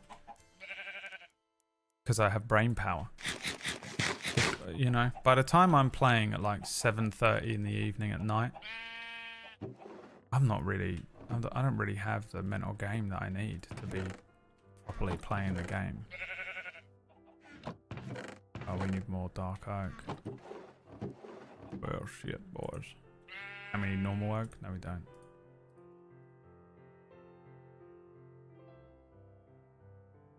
How many steps? Oh no, we don't need more dark oak. And yeah, that's the fundamental difference between like me and a lot of people. But it's very hard for people, but both sides of it. It's hard for me to look at WAC and be like, how are you playing this like this?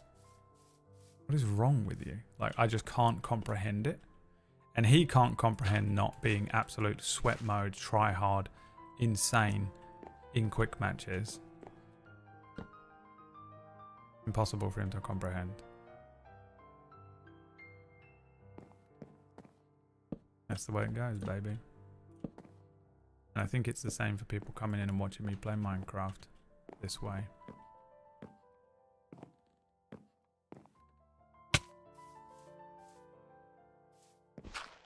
This is actually big enough that I could do something with it. It's the Smallville barn.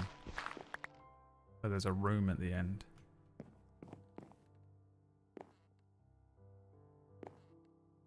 Talking about Final Fantasy VII? No. Sweating on video games.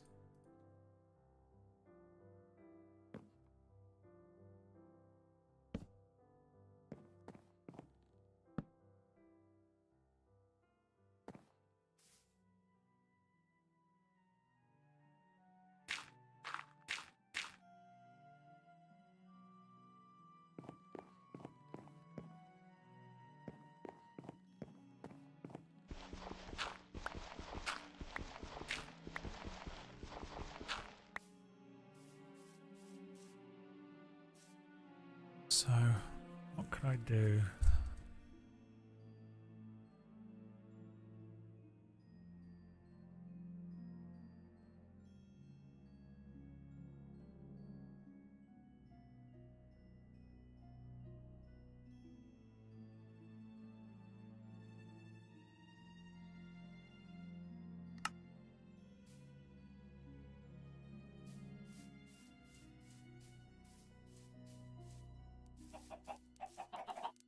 Sometimes I wonder while watching you play Minecraft, how much is you forgot stuff and how much is you playing to annoy. I'm 0% is annoying viewers.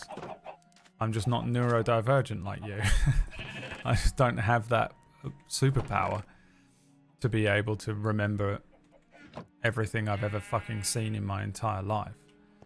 My brain is too busy storing completely irrelevant facts about movies from 1992 that I don't need, or is too traumatized to just be able to remember stuff. You know, it's spending half of my energy is being spent being like, something's coming to get you, something's coming to get you, it's coming to get you, watch out. That's what half of my energy is doing at all times. And I'm not writing any information to the hard memory in my brain. It's just, it doesn't work. My brain doesn't work like that. My brain is constantly at 99% disk space used, and 98% of it is just fear-based. It's just some sort of like trauma-based fear, OCD, rumination or something going on. I haven't got time to be remembering how to do things, how to make a recipe or whatever.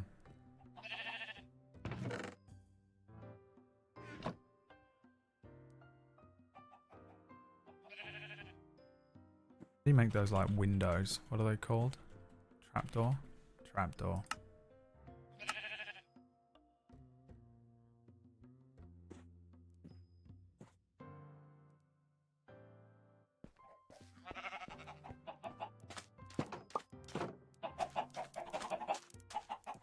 Defrag the brain, yeah, that'd be nice.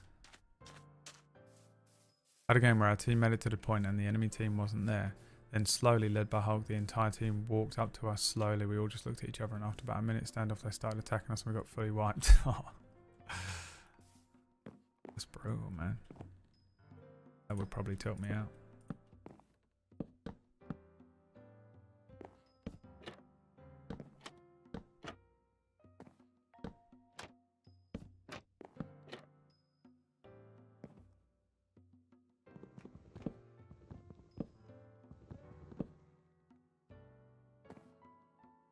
That probably will work, actually. How do I do this?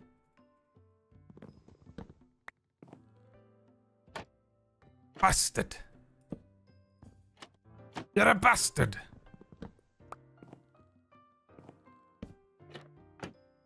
Might not be able to do it, huh?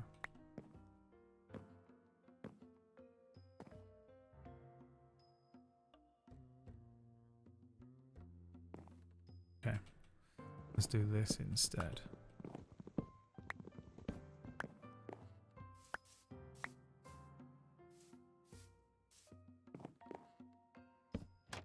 Do it again.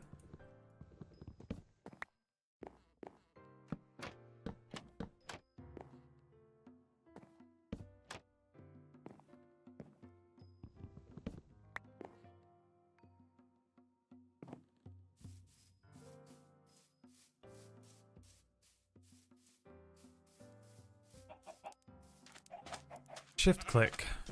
Oh, if I could get into my brain like that and just start deleting folders and stuff, it'd be crazy. Board up just outside the window with dirt. Yeah, that's what I was thinking. Do I have dirt? Yeah.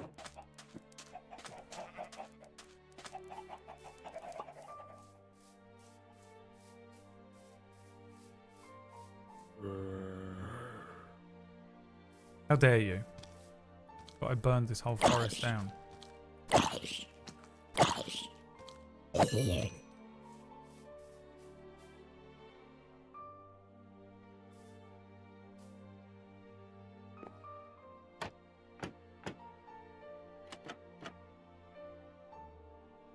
So I want it here. Right. Which means it needs to go...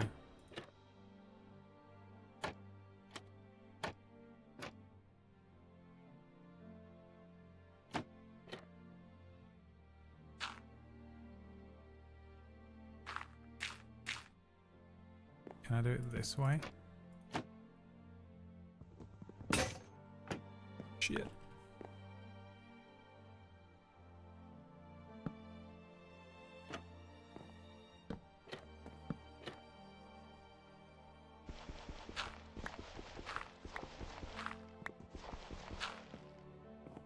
That will be a problem, won't it?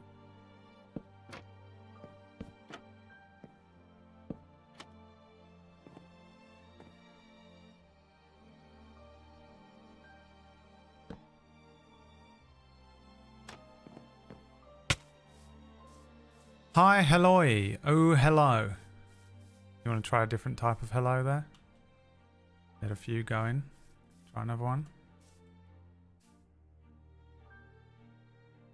I hate it, but it needs refining. Hello. There you go. Well done. Ahoy, hoy. Kipling has returned. Everyone rejoice.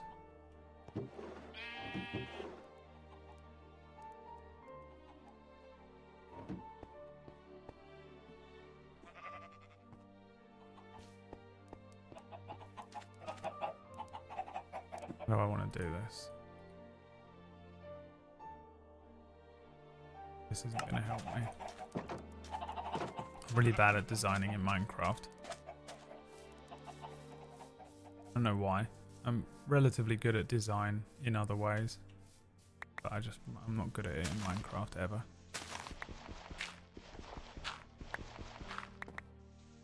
I follow a lot of recipes online. It needs to be like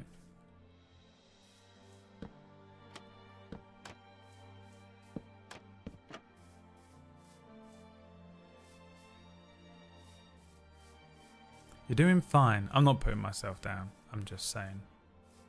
I'm just expressing a strength and weakness.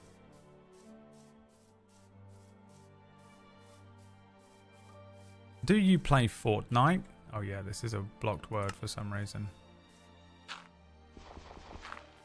No.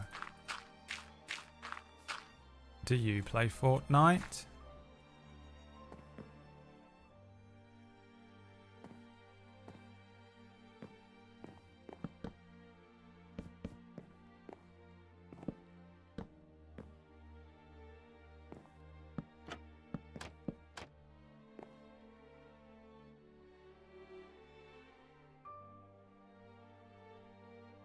Do you play it? No. Do you play it?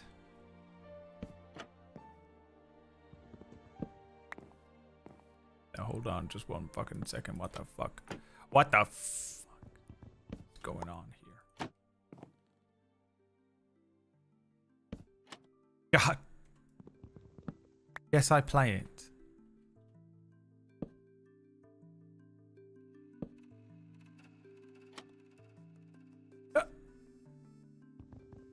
Wait a second.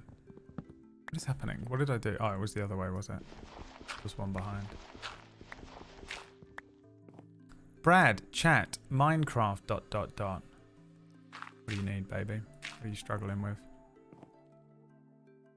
Struggling so badly, my soul monkey right now. Need some help with something. Chill, keep it friendly. I have a baby in the room. I don't give a fuck. You seem to be confusing my stream with your house.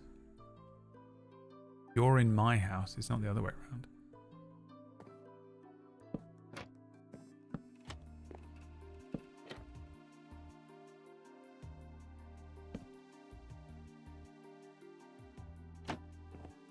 Shit the fuck up. That's correct. That's what I said. Well done.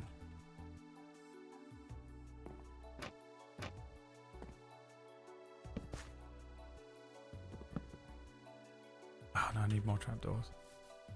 Pissed. And it was another great day of saving the bees.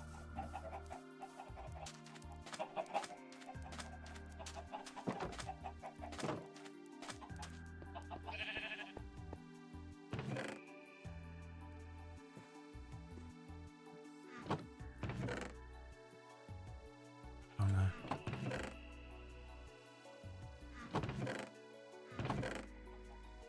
Oh no, I'm out of oak. Need literally one more trapdoor.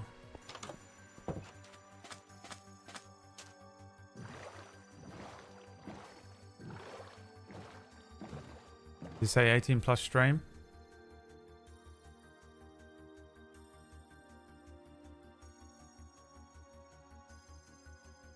I'm assuming it does somewhere.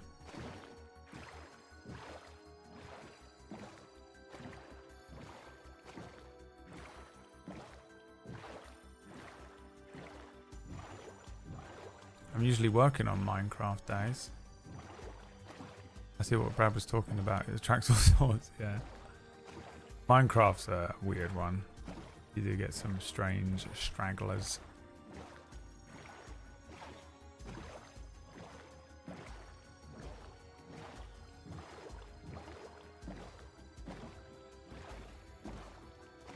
It's time to find some oak. Precious. My precious.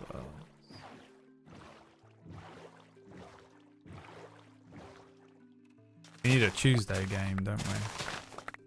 Any games coming out soon?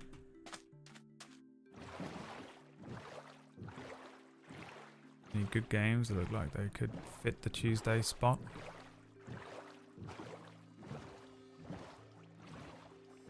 What's on the horizon, boys?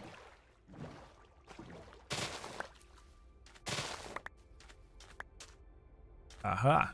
Just what I needed. Marvel Rivals. I don't think anyone wants to watch me play Marvel Rivals. Because you'd either be watching me play quick plays and it's like, who cares? Or you'd be watching me play comp, in which I wouldn't be speaking to chat. I'd just be absolutely fucking silent, trying my hardest to not lose my position in plat, which I'm gonna probably lose, I would imagine, tomorrow morning if I play a couple.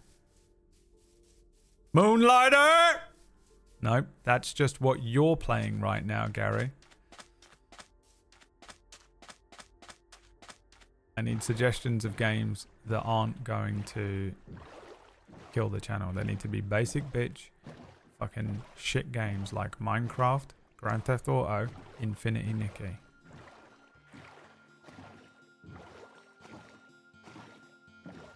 Fallout London. I don't even know what Fallout London is, but I've never seen anyone playing it, so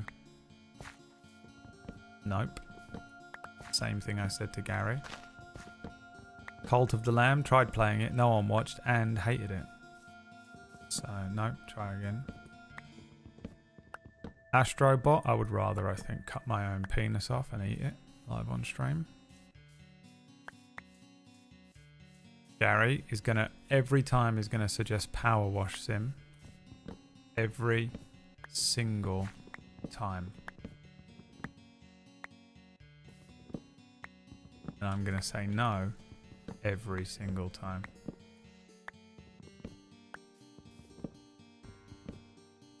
Endless Legend, never heard of it, which means no.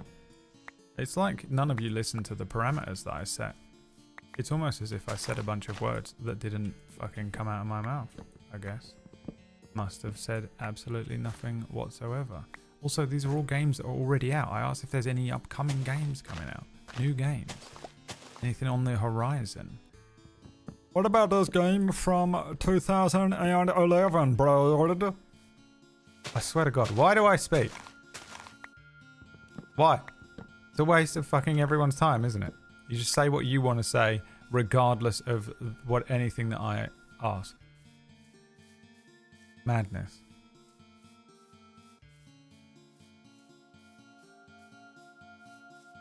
Absolute and complete madness every time.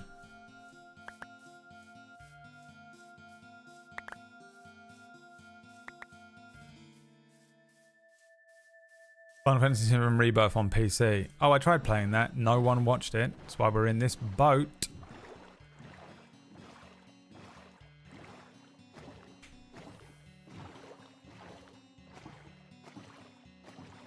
You make most of your money now on Sunday, then why does it matter if these days get fewer views? Because I don't trust that you're all going to abandon me at some point. I gotta keep these views up. It's not like I'm making bank on Sunday. It's not like I'm like sat there like raking in cash on Sunday. I have to do the Sunday stream to bring me up to still earning less than I was earning last year, which was earning less than I was earning the year before. It's to keep my head above water. You guys, there's not like there's like a line that I'm under every month that I have to.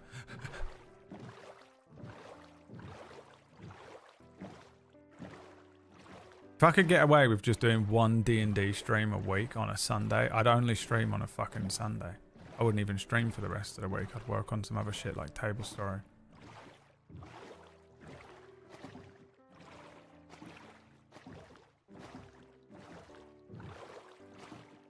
We will never abandon you. 60% of you already have. Oh, I should plant this. You know what? I should sleep. Me, are there any new and upcoming games? Chat. If you earn all of your money on a just fucking answer the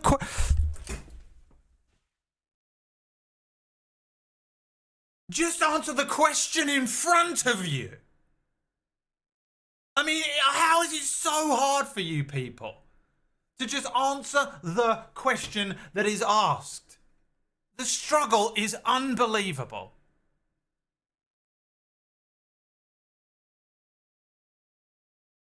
How do you struggle so badly? It is insane. Oh, I feel like I'm in a crazy simulator. Oh, we'll make you crazy. We'll make you crazy.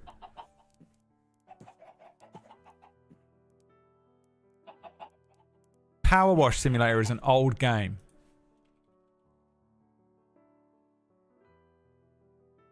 Moonlighter. 2018.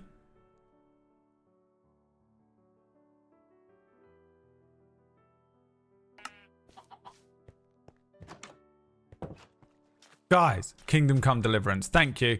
That's the answer I was looking for. Chicklet, you're my only friend. Everyone else, no more speaking for the rest of the day. You've lost your speaking privileges. Fuck me. It's fucking impossible with you people. Impossible. You know what? I might eat these ones. I might eat these ones. Yeah, I see you coming. I see you creeping. You creeping. You trying to catch me creeping. Oh no.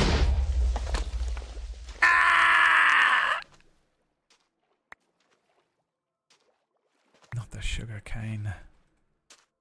My precious. Anything but my precious.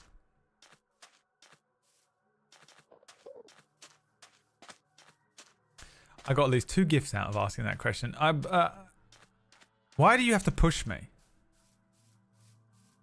Why? Why do you guys feel like you have to push me? You have to be doing this on purpose. There has to be a secret Discord somewhere where you're all sitting in there like, say this. He asked this. Say this. And there's a meter. There's like a live meter that you guys are putting points into for how fucking stressed I get by you lot just refusing to answer simple questions and shit.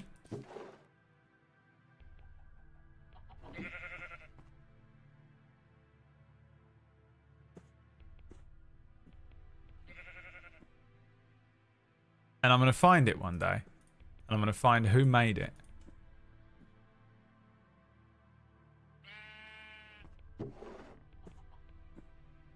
Whoever made that Discord and whoever is in here every day just trying, there's a group, there has to be, it's got to be a group effort of you lot trying to torment me constantly and drive me to the point where I go insane.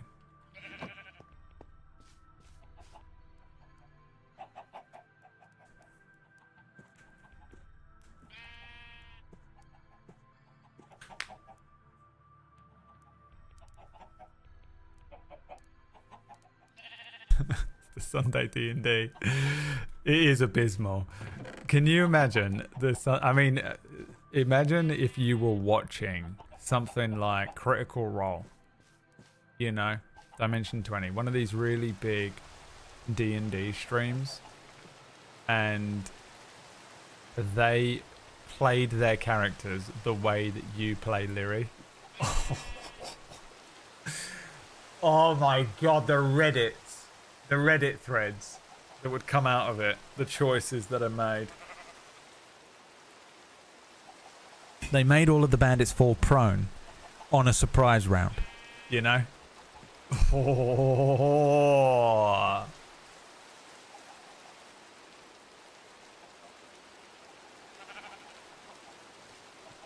I just like the conversation that spawned from those games, like Power Wash. This is a thunderstorm. Yeah, but that's not why we're playing it. I'm not playing... And I guess for the, I don't know, 175th time, I'm not playing a game just because of a game to play. If I was playing a game just because I wanted to play a game, guys, what game would I be playing right now?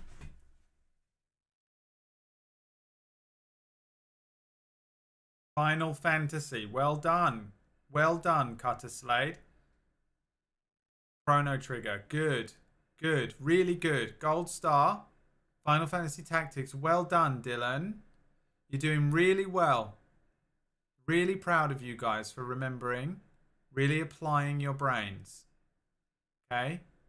So you're showing that you can learn, aren't you? It is possible. You guys can actually learn. Really good. Okay? So why is it that you know this information? I do overestimate you, it's true.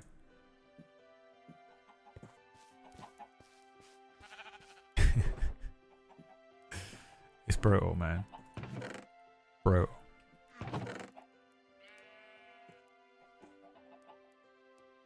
Now, what was I after? Where did I go? I went to get some oak. What did I need? Trapdoors. Don't you open that trapdoor, because there's something down there.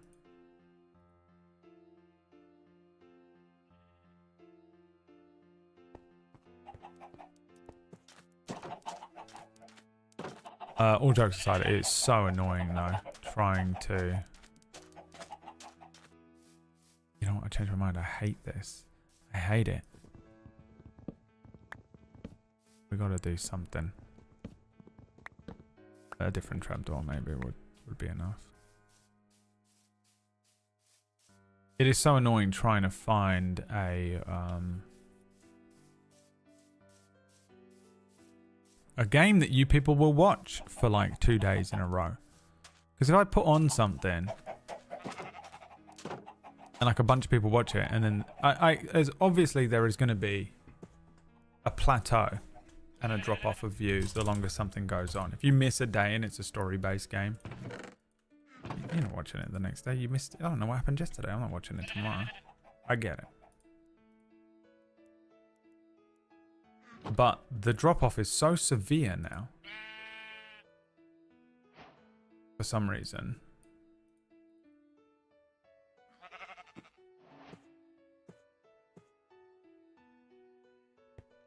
That I literally cannot play a game for longer than 3 days. Then my views go down. Obviously subs go down. Absolutely zero sponsors. Because sponsors are... they only care about views. It's so stupid and annoying. But it is the only thing they care about.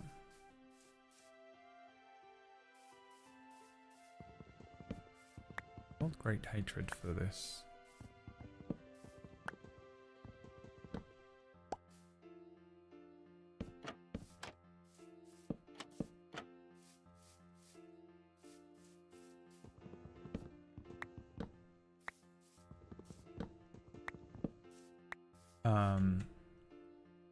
And like, look at what happened when I neglected that last year.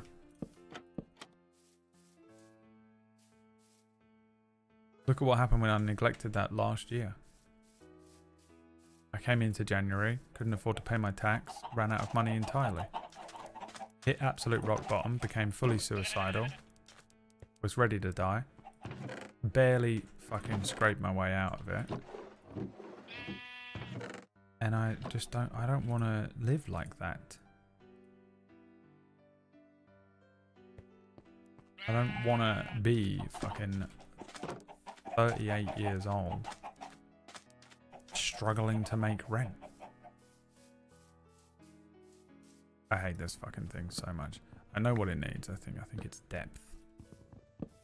A depth-based issue. So, the only way I can fucking do this shit is... yeah.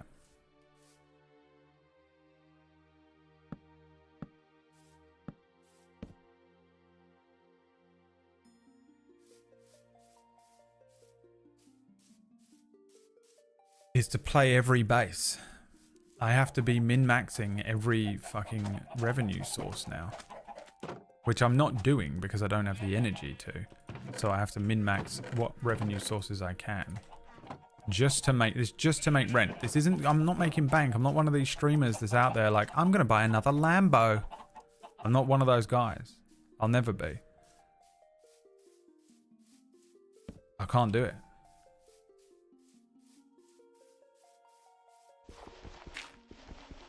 This is just to make rent and have enough money in the bank that when something goes wrong, I have a couple of grand max savings.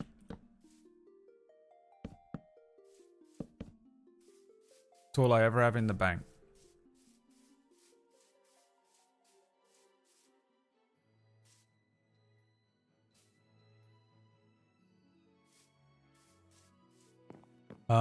So the only way I figured my way out of it was we do a Sunday game of D&D, which helps me keep my subscribers up. Subscribers is my bread and butter money, right? Subscribers is one of the only sources of income that I can almost guarantee. So you have to understand how fucking anyone that works for themselves or is self-employed will understand this stress of I don't know how much money I'm going to earn next month. I don't know. I have no idea. Sometimes it goes up, sometimes it goes down. One of the only ones that is consistent, one of the only revenue sources I had this whole year that is consistent is subscriber base, right?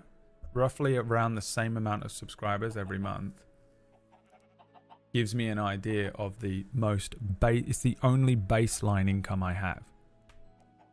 And that goes up and down as well, but the margin is slightly less crazy. And also, it's one of the only predictive things I can look at and go, okay, that's like enough to see me through. Right? That's it. Then there's just like, sometimes we'll have like, I'll get a bunch of extra donations. We'll do one of these memes. But I mean, sometimes you guys will be like, here's $1,000. And I'm like, Jesus Christ. But it's pretty rare. Like, honestly, it's not, I don't make a huge amount of money out of donations. I would love to, because it's just straight cash. Remember, every sub I make, half of it goes to fucking Bezos. Goes in Bezos' back pocket. Whereas a tip just goes pretty much straight in my back pocket. There's a little PayPal snippet, but I don't give a shit. A little PayPal circumcision. And then there is sponsors. So while at the beginning of last year I had to do like the fishing streams and I had to do all this like random shit to try and get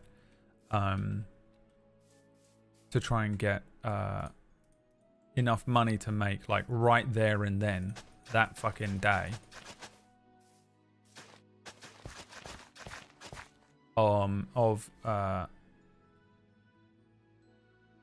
I think I'm going to turn a little bit of this into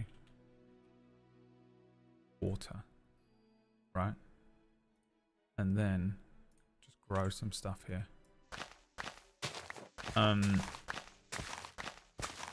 But one of the things that really came through is I did a bunch of sponsors. You probably don't even remember it, but I did a bunch of sponsors in that time. And those sponsors saved my ass as well. I had a bunch of sponsors at the end of 2023 and the beginning of 2024 that literally was the end of that Batman movie where the helicopter sends a ladder down and he puts the child on the ladder. Saved my ass. So the only way that I can make a living doing this right now is to just try and do everything. I have to somehow hit my sub baseline, my subscriber baseline, which is the Sunday stream, because that went down so low.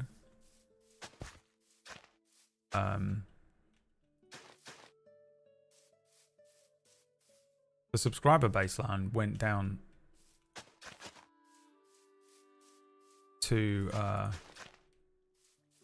low enough amount that I was then not making any money for subs. So by pure chance, I did the D&D stream, and I did it just the same way I was doing, because this was already happening last year, and I started doing the like nothing-a-thons and subathons or whatever. I've never done them before.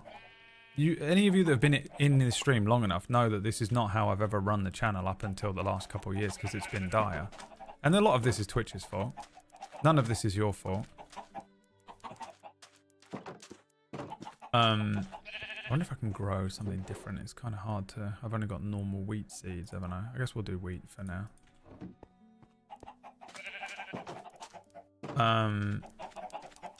So then I was doing those, and I just did the D&D stream with the intention of it being like... Just... like I was like, we'll probably do this once. You know what I mean? Like, it'll be fun to do once, the same as a nothing-a-thon, and then I have to come up with a new thing. Because I could only do a nothing-a-thon twice, and then no one cared anymore after that, and I was like, okay, so this is the same as just anything else. So I'll do the D&D streams. Maybe that'll help. So I did the D&D stream, but people still enjoy it now. And people still coming in and spinning the wheel, which is keeping me... It's literally the only thing keeping my sub number up enough every month to be able to make me feel comfortable enough to fall asleep at night.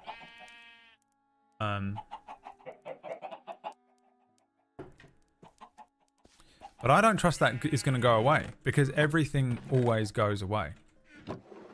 You know? You do a nothing-a-thon, you do 3 of them, no one's watching. You play Kingdom Come Deliverance, you play it for 4 days, no one's watching. You do this, do it for 4 days, no one's watching. Do D&D, you're going to, at some point...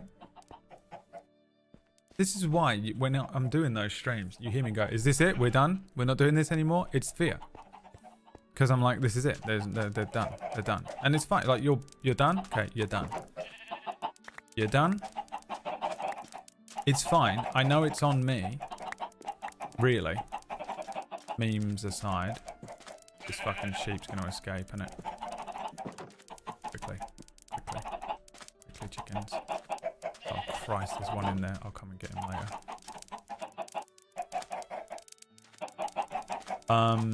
But yeah, I know that I have to come up with some other thing. But what I don't want to do is drag the channel down to a fucking, you know, 30 views stream again, which is what I started on when I came over from YouTube.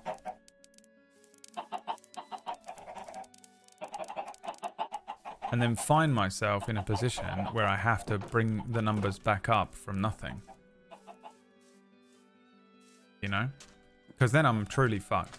No one's coming to save me, guys. I don't have a wife. I don't have a husband. I don't have a family.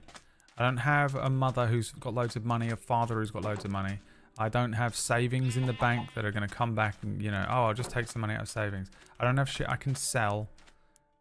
If I run out of money, I'm homeless. That's it. it's over. I'm done. There's nothing I can do about it. So for me, it's just not worth the risk. And you're all just like, oh, just play this, just play that. And I know that it's like, it seems like whatever. And it seems like, oh, I'm sure you'd be fine. I'd enjoy watching it. I'd watch it, I'd watch it, I'd watch it. But it ain't worth the risk, man. Because you've proven time and time again you won't. I fucking put on some fucking shit where everyone is screaming at me during a game vote. They can't wait to watch it. And the only people talking are the real ones. And most of you in here are the real ones. Don't get it wrong. I know that most of you would actually. Most of you in here are in here every day regardless of what I watch, play. I get it. I know. I know I'm preaching to the choir and screaming and whinging and moaning. But, and you're like, but I would watch it. And yeah, you would. I get it. But it's everyone else. It's all the rest of them. Those of you that are in here every day are the real ones. I know you're the real ones. It doesn't, you're not really in this. You're not being included in my brain when I talk about this stuff. But the rest of them ain't real ones.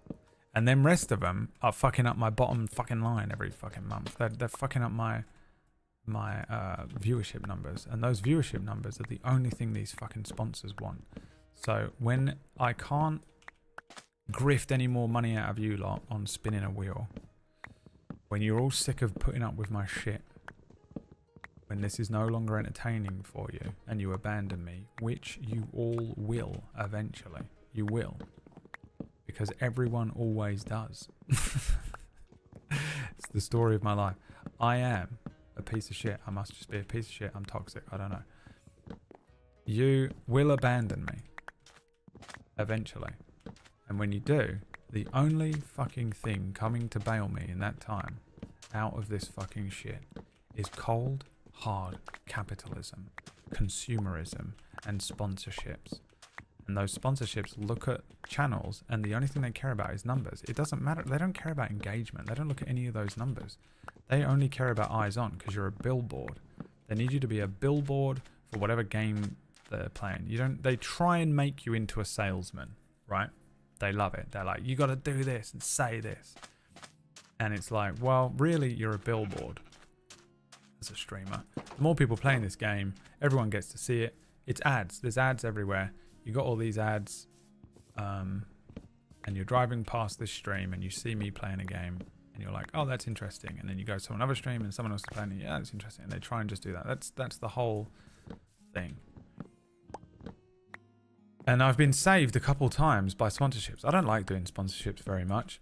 And most of the time, even when I'm dying for cash, I will really only do. I generally only play games that either look interesting enough or seem interesting enough for me to play, even when I really need the money. Because I get offered quite a lot of sponsorships. You might hear me say this and be like, oh, what are you complaining about money for then? But I get offered a decent amount of sponsorships, but the games are fucking arse. They're just horrible, shitty games. They're like mobile games, or they're like, just like shit mobile games as well. Like not at least half decent looking ones. And I play a lot of them. I play like iPad games a lot. And I'll just get offered for these like games that just like, I don't know, they'll be like the bottom of the rung Steam fucking, you're like, doesn't even look like a game. I feel like this is just some sort of like money laundering scam. And I don't accept them because I don't want to play them, and I don't want to sit here and have to play a game that I'm not enjoying and honestly hate but can't say it. With some sponsors you can objectively review things, so I could just be like, oh, this game's trash, and they wouldn't give a fuck. But I don't like doing that really.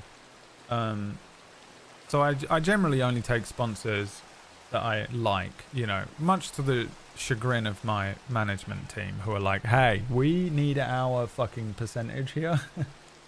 Why are you saying no? And I'm like, I just don't want to do it. I don't want to do it. I would actually rather be homeless than play that game on stream. And I know that you're like, well, you got nothing to complain about then. And it's like, I just would love to be able to fucking have some level of fucking integrity and self-worth. in this industry because I've just been absolutely annihilated by it my entire life.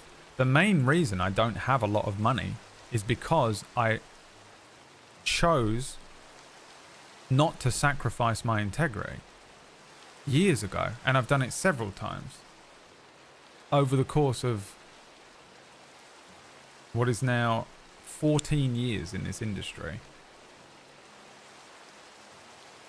Several times I have been like, yeah, sure, I'll suck that dick for that paycheck. I've done it a few times, but I don't like it. I don't like doing it. I don't feel comfortable about really. I don't know. It's a thing. It's pure mental illness in my brain. Lots of people can't comprehend it as well. They're just like, what the fuck? Why wouldn't you do that for money? And I'm like, I don't know. I get that it just seems crazy to you or whatever, but it's just not how I like to earn my money. If I wanted to earn my money that way, I probably would still be doing the same jobs I did when I was like 20. It's just not a thing in me. I've just never been that kind of guy. I like to feel like what I've done was true and authentic to who I am as a person. And a lot of the time that, you know, I think I might make that sheep. Should we make a sheep pen as well? We're just making a farm now, aren't we? We're just playing Stardew after all. But this is Stardew that I like. I think Stardew Valley is boring as hell. This type of Stardew is fun. You want your own little pen?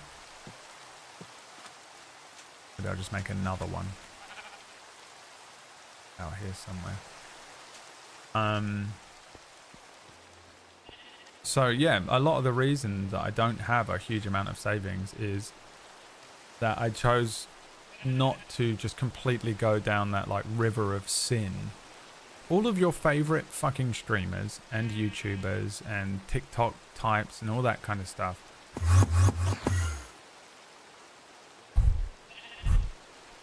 I thought one of them appeared behind me, you know? Whoever's #1 streamer on the website right now appeared behind me. Do not tell this. Do not tell the secrets. You are going to tell secrets? No, you are not. They're awful people. They're sociopaths. They don't care who they fucking consume on their way to the top. Their only single-minded thing that they want to do is improve their number. Whether it be their bank balance, the number on the screen, the viewership, their subscriber number on YouTube, you know, how many views they're getting on TikTok. It's a clout-based thing. They're sociopaths who have like a scoreboard in their head of where they fit in this leaderboard and where other people do. If you've ever met a narcissist, this is how they think. They see the world as a leaderboard, a scoreboard. And when they're talking to you and when they're talking to other people, they're placing themselves in a leaderboard amongst those peers. So if you're talking to somebody who's a narcissist about some achievements that you've had, all they hear is, this is what I've done that you haven't, and they have to try and beat you at that thing. So I don't like hyper-competitive people when you're playing, even just casually trying to play a video game with them, because for me it is a little bit of a red flag, because I've met and been sort of just traumatized by these kinds of people in this industry over the course of 14 years many times. And every time, whenever I've just been hanging out with them and we weren't doing some sort of business thing, they had that hyper competitive nature. Almost every time. Like, not everyone who's hyper competitive is a sociopath, but pretty much every time, like, these narcissistic sociopaths who are in this industry, at least. I can't say the same for maybe like CEOs of like businesses and things, because I haven't spent time with them, but I've spent a lot of time around high level YouTubers, high level Twitch streamers, that kind of thing, and these kind of content creators and the people that they surround themselves with. So there are industry types that are in between these. There are like producers and management people, so they're all the same as well, and they all seem to have this hyper competitive streak in them. And so it's one of the reasons you'll see me just very turned off by an individual who might be being hyper competitive in a casual game among friends. It doesn't mean that I'm immediately like, that person's a narcissist and I hate them. It's just that it just makes my brain go, what? Keep an eye, watch out.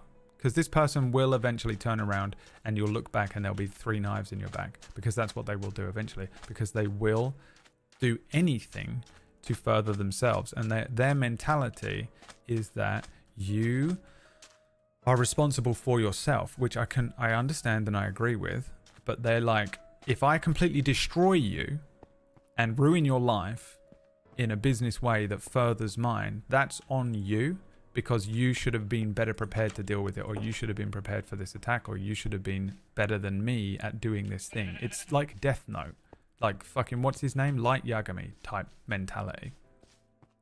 And they're like, that's like how they think. So they will just like, that's business, you bitch, over these kinds of things. But it's just not how my brain is wired at all. I don't have that kind of mentality. I can be competitive in a fun way, and I can enjoy playing like a game of Risk with my friends and trying to win. I like winning stuff. Who doesn't like, you know, that kind of thing? But the way that I'm approaching it isn't like I must be better than you because there's a leaderboard between us. There's a group of fucking narcissists in this room and we must. I've spent so much time in rooms with these narcissists where we're all playing like a video game or playing a board game or something like that, like a card game or something. And I find out like halfway through that I'm the only one playing for fun. And they're like, it's really important to them that they win and stuff. And it's like, it's just a weird place to find yourself a lot when you don't have that mentality. But yeah, they sort of see that they will just consume, destroy, tread upon the corpses of whoever they need to further their own career because they believe you're doing the same thing. And this is the problem, is that when you're not doing the same thing, you just get consumed and burned out and then used up and discarded like an old rag. And you're like, what the fuck? You just took all my stuff from me. And they're like, yeah. What, you didn't take mine? And you're like, no, I wasn't doing that. I just thought we were like working on something together. But this is not the case. And then you find out afterwards that that's not how it was going and stuff. And God, it happens so much. I know so many people that it has happened to. I know so many people who have just been like used up, burned out by these like companies, management teams, other people, creators and stuff. They present themselves as very friendly and nice and stuff, and they're just not. And it is insane. It's an insane place to be in. Now, because I'm not like that, but I am in this industry, it means that I'm like competing in this hyper competitive, super blood sport in a casual way. Because I'm like, I don't want to do that, and I don't think that I would enjoy that, and that's not how I do that, so I'm not going to do that thing. And you end up saying no to a lot of stuff. And therefore you don't make as much money. And also, I'm not just like desperately trying to claw my way into every element of this business. I'm not like, I must min-max TikTok, I must min-max YouTube Shorts, I must do this, I must be doing the most like this thumbnail, it has to have this, it has to have this and this and this and this and this. You don't think after all these years I have that knowledge? I have it in my head. I just do not want to do it. And I don't want to be one of those people. The more you feed into it, the more you become it. I've seen people go from being just straight up a sociopath narcissist and remain that way forever. But I've also seen people who were like normal at first be just fucking consumed by this industry. They get a little kind of attention, or they start doing really well, and the only way that you can sustain it is to get to that level and become the fucking thing. The very thing that you sort of destroy. You have to become, you live long enough to see yourself become the villain, basically. You have to sort of lump in with them and start playing the game by these rules. This game is set up by those rules. If you don't play by the more you play into those rules, the more money you'll make, the more attention you'll get. There is an element of luck. There always will be in these kind of industries. But also you can just, I've seen the most fucking dog shit, unintelligent, least creative fucking people on the planet claw their way up onto the ladder. And I'll walk past people that are watching TikToks of people that I've fucking watched just shit their way to the top. And they're like, haha, this person's so great. And I'm like, man, I remember watching them on the beginning of this climb. And it's just not the way that I have ever wanted to do this industry. whenever I have leaned into it or found myself caught up in it, I'm not immune to it or anything. It's just that I have, and especially when I was younger, very early YouTube days, me and Liam got caught up in this a couple of times. But like, I've done it. I've leaned into it and I've felt it, and I've got some fucking good blood money out of it. You know, like, it's pretty easy to make money in this industry, but it requires such an enormous sacrifice of your own integrity if you have some. And that is just your definition, right? Because these narcissists don't think they've sacrificed any integrity. They just think they're winning a game. They're just like, oh my god, we're winning. I'm winning. Ah, this is great. I'm the best. But I'm sat there like, I don't feel good about the way that I earned my money today. I don't know why. I've never really fully been able to put my finger on the exact... there isn't like an exact reason to it. It's a feeling. I don't enjoy the dishonest way that most people make money in this industry. And I've just never wanted to do it. And I for the most part, don't. And that has diminished over the years more and more, as in... doing that has diminished, so I don't do it almost at all anymore. I just fucking tooth and nail every day in here, hoping that I can continue to do this stream the way that I do it, be a fucking twat, bitch and shout and ban newcomers, which you must never do, call you people out for being shit at answering a simple question, make the most toxic, unenjoyable environment you could ever imagine casually tuning into on Twitch, and then hoping that I can still pay rent at the end of the month. Because I'm creating an authentic version of myself. I'm being authentically me. I know that like sometimes I'm a twat and sometimes it's funny. And we had this conversation the other day where I was saying that I'm never holding hate in my heart. I'm never doing anything that actually makes me... I'm never truly angry. If I break down, yeah, I'll be like, you guys fucking suck. But like, it's never like real anger, you know? If it's real anger, I normally end the stream. But I very rarely get truly angry in almost any facet of life. But like, I am still just being myself. And being myself means I earn a lot less money. It just does. Because that's how this industry works. But I feel so much better in myself at the end of the day when, yeah, it was harder to work this way, in a way. It was a harder day of work for me. And I earned less money. And I could just, you know, do a shocked thumbnail. You know, I've done it. You can go on my YouTube channel. I've done all those things before. In a bid to try and just like fucking finally make some money. I've been poor my entire life. I was born into a poor family, struggled forever.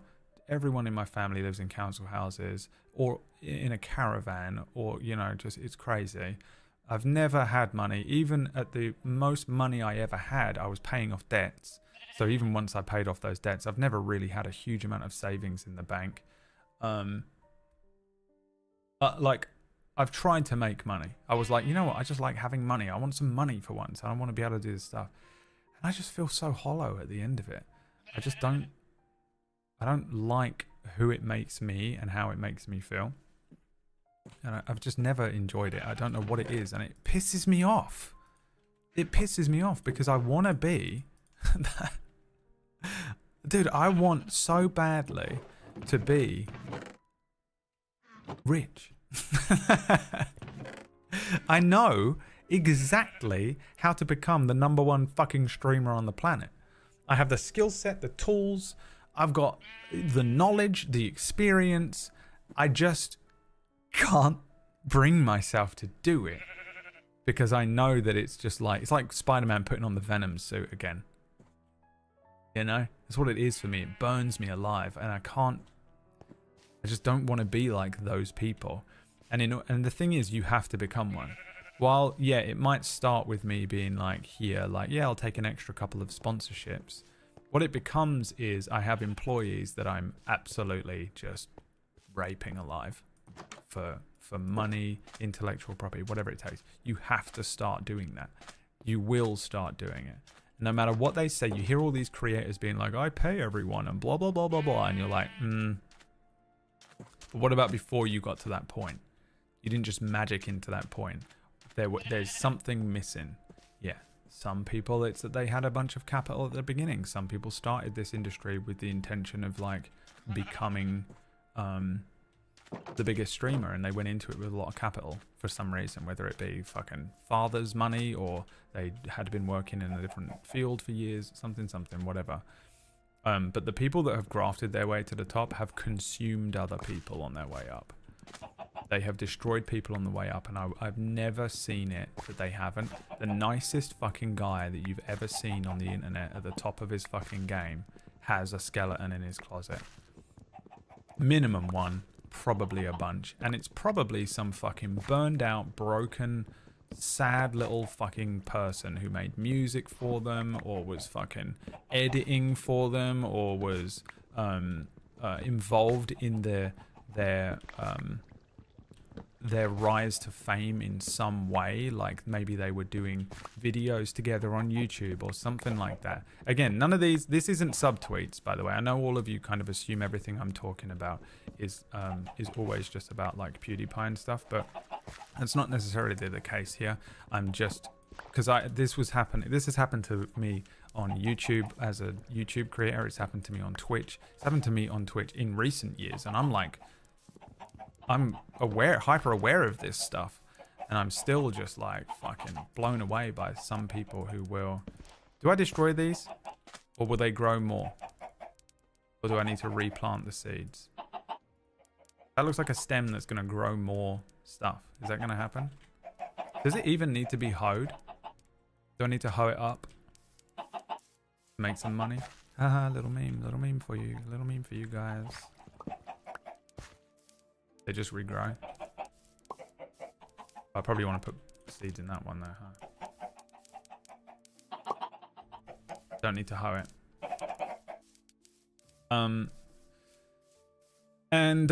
Yeah, man, it's really annoying because I don't want to run my stream the way that I have been. The first few years that I did this stream, I was very comfortably streaming because I had 2 jobs for a lot of it. I had 3 jobs. I've always really had 3 jobs because Table Story is also a job. But I had enough money in the bank, and Twitch was in a position where it wasn't as dire as this. Like, Twitch over the last few years has just fully shit the bed. And it's just a pure struggle now. It's just an unbelievable struggle to my brain trying to be able to have this conversation and also play this game. It's an unbelievable struggle to just maintain viewership, and I don't know if it's like Twitch just absolutely annihilating the site with ads, or if it's something more like a saturation issue. Everyone's a streamer now, you know. There's also an element to this industry, which is a funny one, where people change and grow up and move. So people are coming and going from your stream or your YouTube channel, videos, or whatever, because their life is changing. Everyone's life is changing constantly. Lots of people get into routines for many years, and you'll form a sort of base of viewership from that pretty easily. But then those people get up, they get married, they get a job, they move, they do something different. Their life circumstances change. They end up getting a different job where they're working at a different time of day, so they're not watching the stream, they're not watching these videos, you know, whatever it is. They get older, and your sense of humor was funny to them when they were 16 and isn't funny now. The other way around. You know, people only find you when they get older and can only really enjoy your stuff because they're like older, which is more the case for me. I think people in their 30s and early 40s, I think, enjoy and get my sense of humor much better than most other ages. I think people that are older than that even can also enjoy it, but they ain't on Twitch, you know what I mean? They're fucking ancient. It's not what I wanted to do.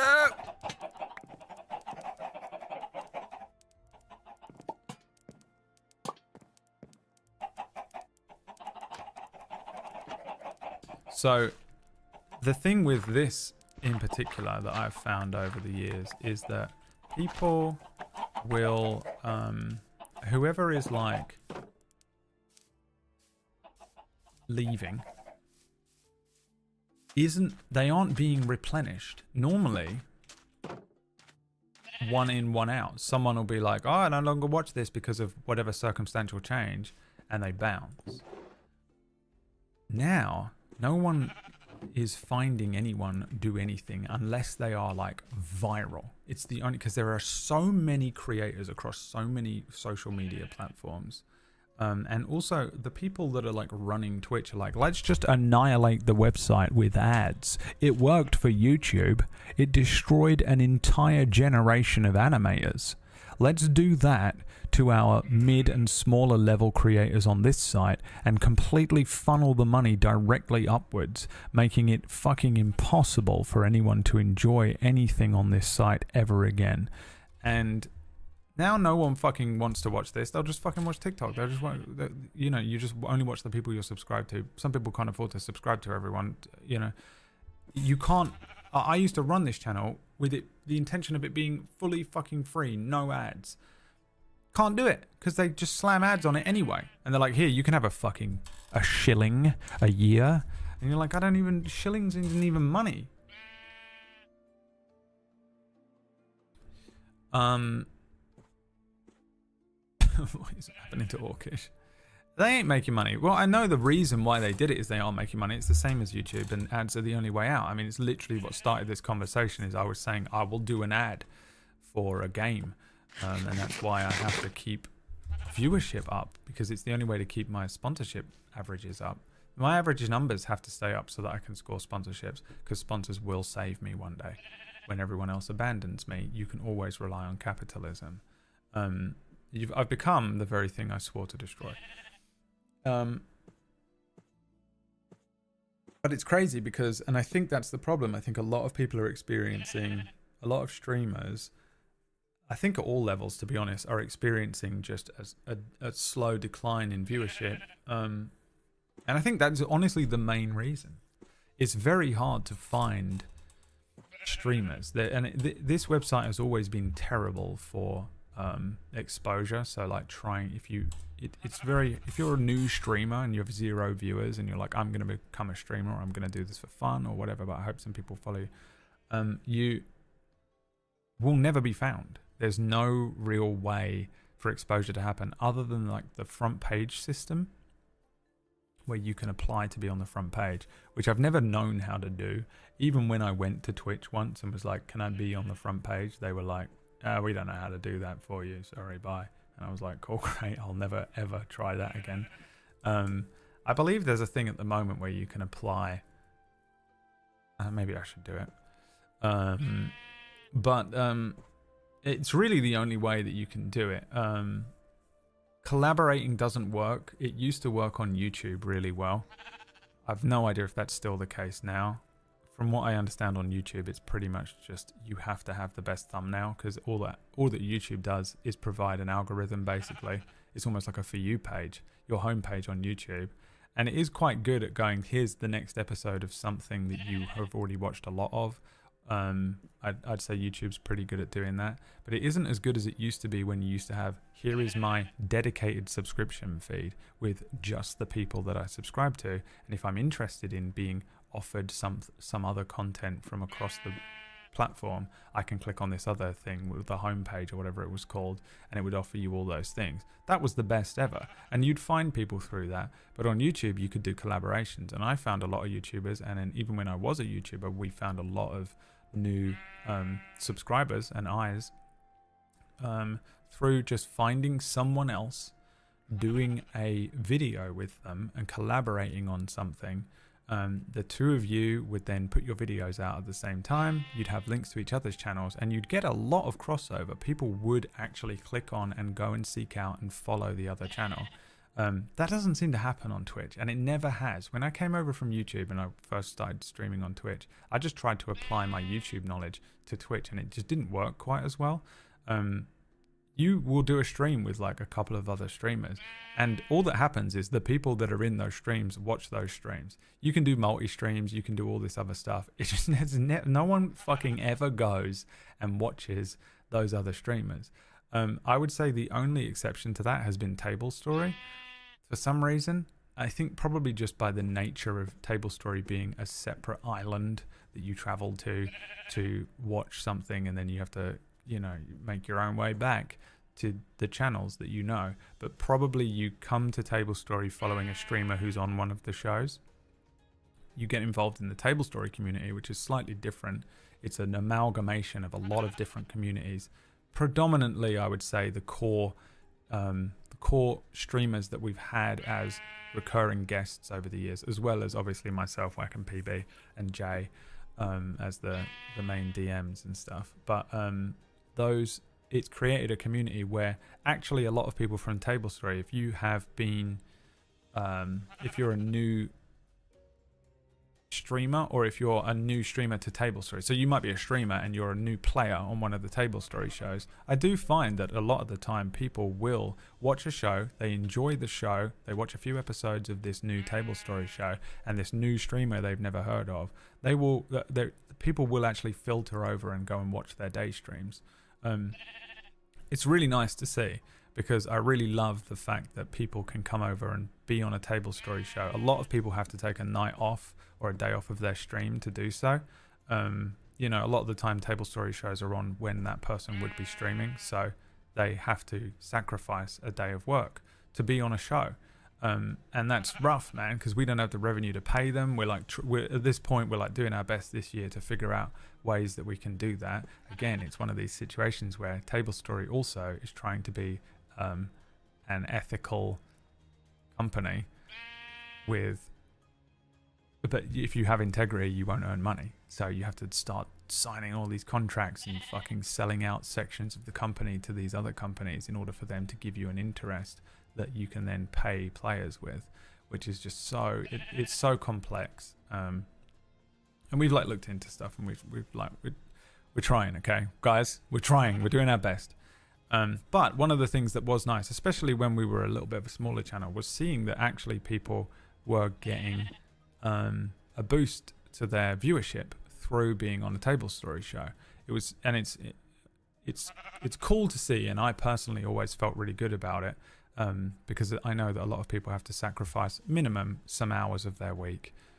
I know that like everyone who's on a Table Story show is like, I'm just so happy to be here and I'm really enjoying the show. But from our side of it, it's still also nice to see that they get something tangible like that out of it. I know that's almost like being one of those people just like, we'll pay you an exposure, but that's not what we're doing. It's just I think it's a nice fringe benefit that came from it.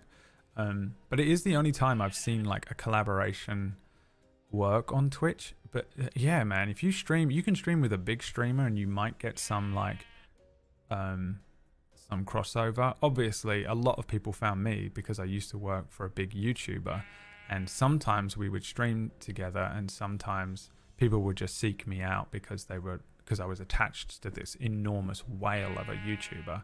And a lot of people, I think that is like what made me so famous, and what gave me all my money, and how I've got so much, this is how I have all of my viewers and stuff. And there's definitely an element of truth to that, but I also think it's not really the case. I think I worked on a lot of stuff over the years, and I also was already a streamer before I even met that guy.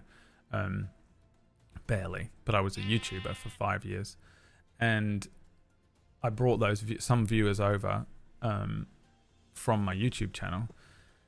But like really, even if you stream with big Twitch streamers, you don't get a lot of crossover. You won't see an enormous boost in your daily viewership. You might see it for that one stream, and you might be lucky enough to get some, you know, some people that come in and follow the channel and then stick around. But really, people don't.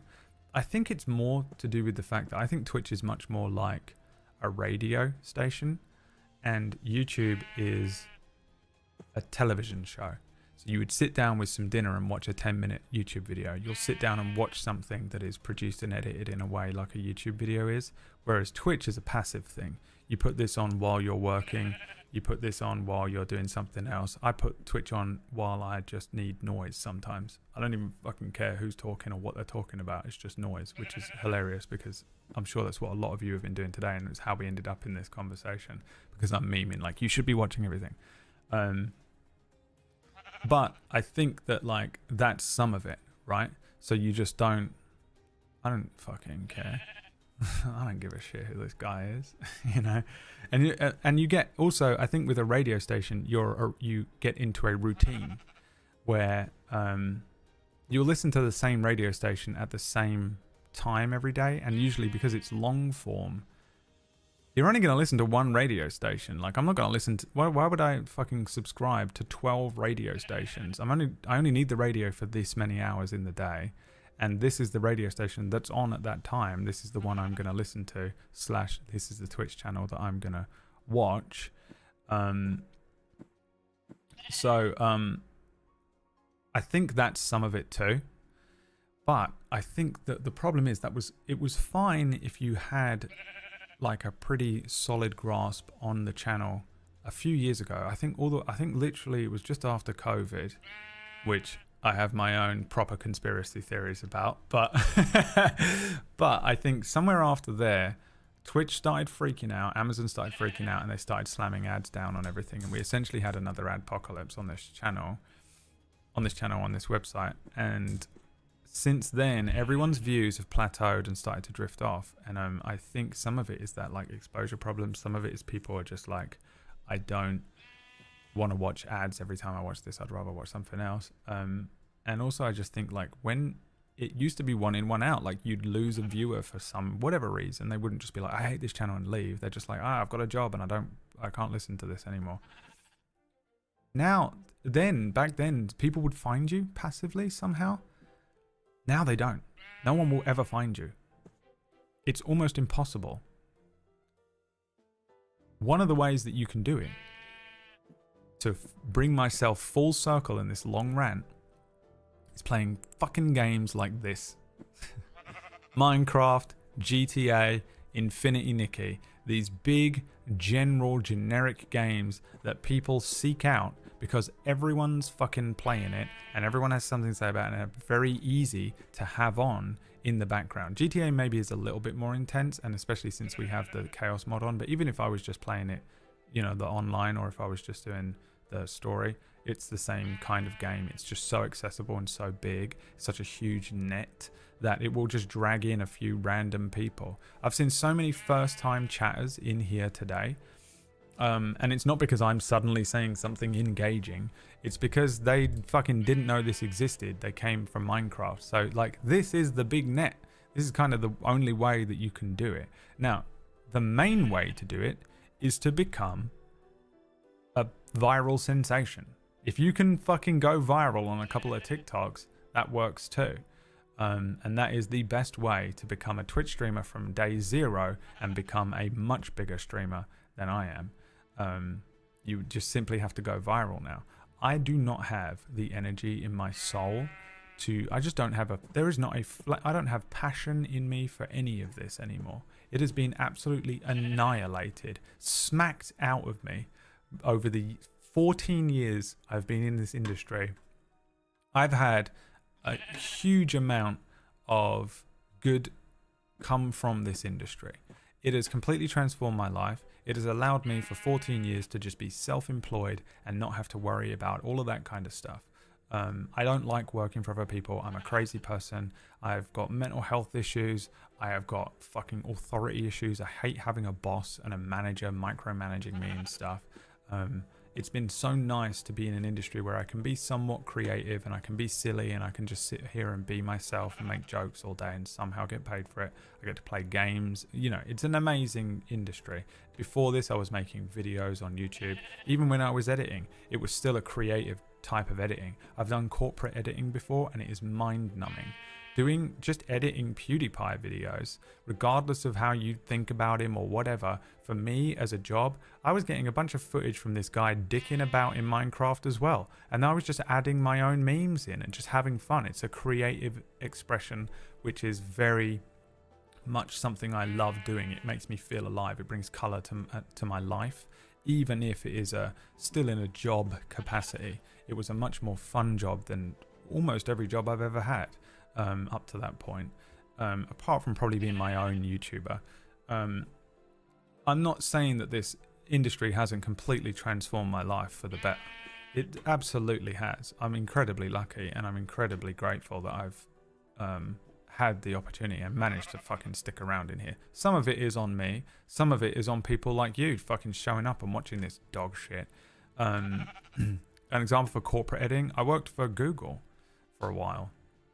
But like ads, just like, you know, like boring ads that all those ads that you see at the beginning of a fucking stream. That shit is so mind-numbing to edit because it is just changes. It isn't just make this video and you go away and make it. You have to make it to a brief. It has to be specific, and then they send just an insane list of stupid changes that people who have no idea what they're talking about want you to do to it, and they want you to do it in an insane amount of time. You know, and it's just like it's a constant, just furious back and forth with a bunch of idiots who, in a sales department, who don't understand what creating a video is or what time constraints there are and all that kind of stuff. It's horrible. It's a horrible kind of job to do. I know there's got to be a bunch of people in there that understand all of that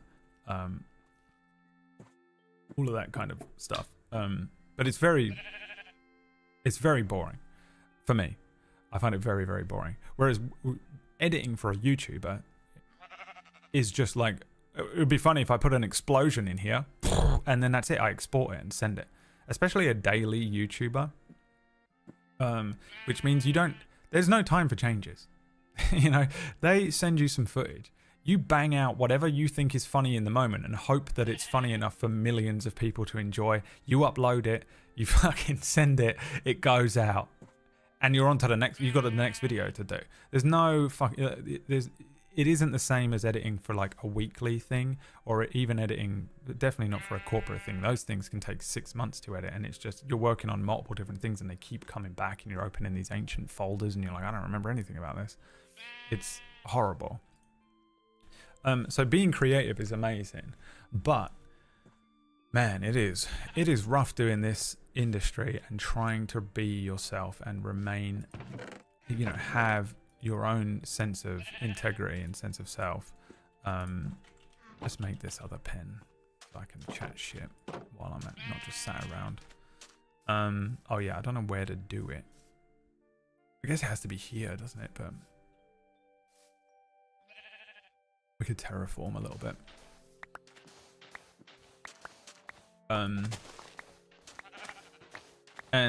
Yeah, man, it is a weird industry where it was a bit like Wild West as well. Like, that's the thing with this industry. It's a lot more accepted now, but like, we were the frontiersmen in 2011. No one was doing any of it, you know? This was all made up by us. Our generation, the first YouTubers, the first fucking streamers on Justin TV or whatever it was. Straight up new frontier. No one knew what the fuck they were doing. Everyone was setting all these rules. No, you're being chewed up by old business. You're completely destroying new business. Like, no one knew anything. It was crazy. But you'll notice that a lot of old industry rules now exist. You'll notice how they fell into that. We had this opportunity as an industry to become this like brand new wheel. Reset this wheel. Fuck it. Don't make it a wheel. Make it some other bullshit. You know? Invent a fucking warp drive. We were on the cusp of being in control of the next like style of media, and instead in came all the old money because this new media wasn't making enough. YouTube wasn't making enough. Twitch isn't making enough. And they just went, here's ads.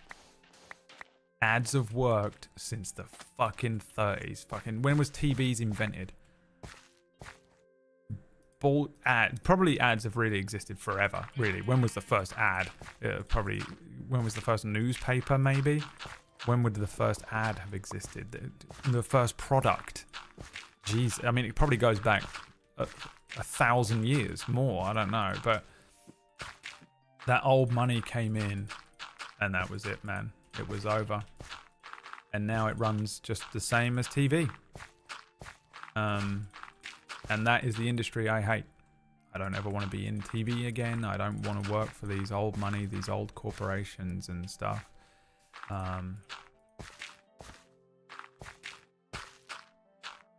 But unfortunately for me, that's the game.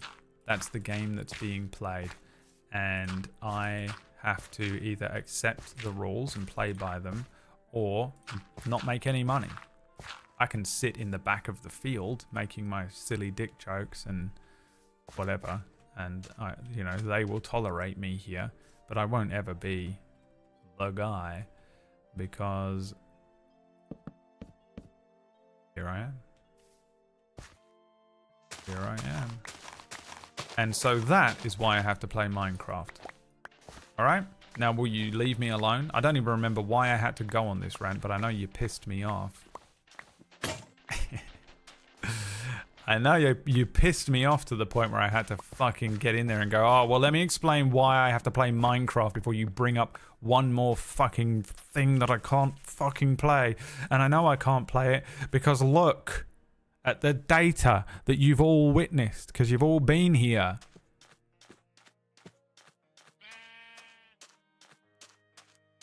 No one said anything. Yeah, I'm alone.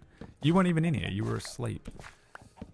That rant was going on before you arrived, bitch. Do you have a goal now in Minecraft? The way that nothing matters at all. You know, Minecraft. Who cares? And yet, it is the only thing. We just had that whole conversation. What I want to do is, I'm going to actually make a set of steps that come down here. But I have to like hem this lamb in. I can do it real quick here, look. Ollie, trap him.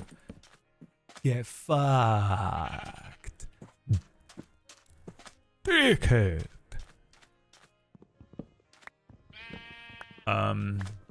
But yeah, that's sort of like been that is a slightly subjective, slightly objective perspective of this industry from me and the way that I have traversed through it. Again, it won't be everyone's, and a lot of people have different experiences and different things. I'm a traumatized little trauma baby, and sometimes I get triggered out by things that probably aren't as intense as they might have been. What am I doing? Making an axe. We just use this. No, that's an attack axe. Well, fuck. I'm gonna make one. Oh, fuck. I haven't got any iron. Oh, here we go again. Oh, shit. Could make a diamond one. Fuck it. Let's have a diamond axe and enchant it. Brad, if you put 17 bookshelves around it, then you'll actually maximize the diamond. No, I just want a diamond axe right now. It doesn't have to be the top bollock, most greatest fucking diamond axe. I'll go get more diamonds. If you put 14,000 bookshelves around it, that will take you precisely 22 years of your life. You'll actually get it. I don't care. I just want it to be whatever. Efficiency, unbreaking. Unbreaking. Did you do it? Is that magic? Yeah, it is. Why doesn't it shine like the others? I know what you're thinking. Before you start typing. Did you listen to anything I just said? I've been doing this for 14 years.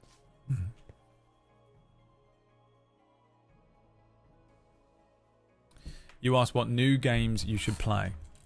I know that's what started it. I said, what new games shall I play? And then you lot just listed off a bunch of fucking old games that were obviously going to be awful.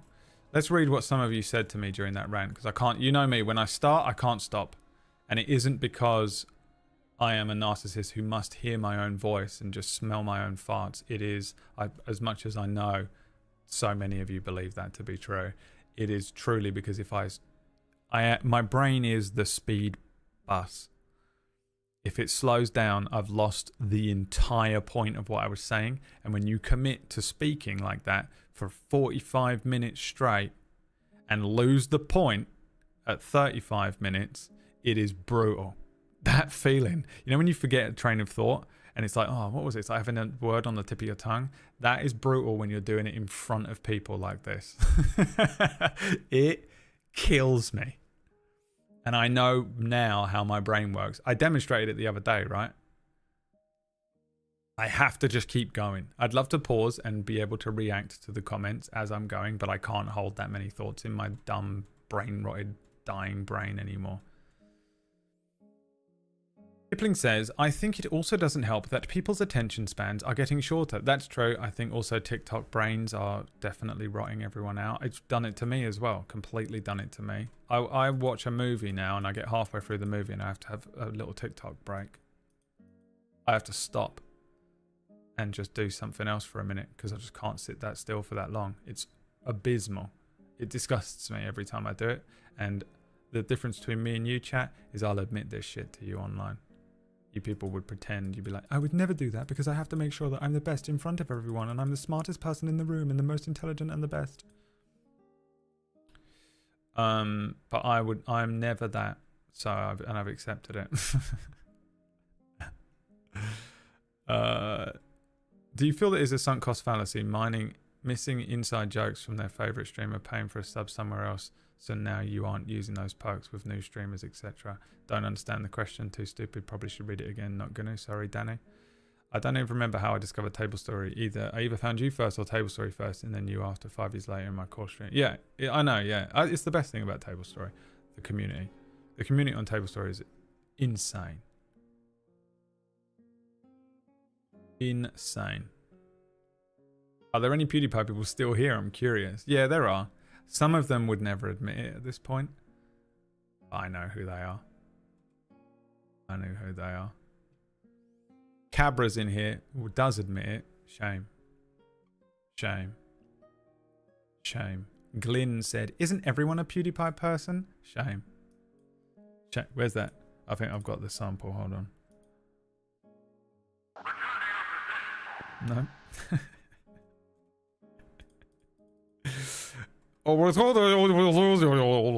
It sounds so. It just says return to your positions, but the way he says it is insane. Oh, where is it? Here it is. Shame. Shame. The PewDiePie fans in the chat getting shamed for coming in here, and they don't even know why. Even I don't know why, by the way. It's the rest of the chat. The strangest thing about people come in and they're like, hey Brad, this thing about PewDiePie.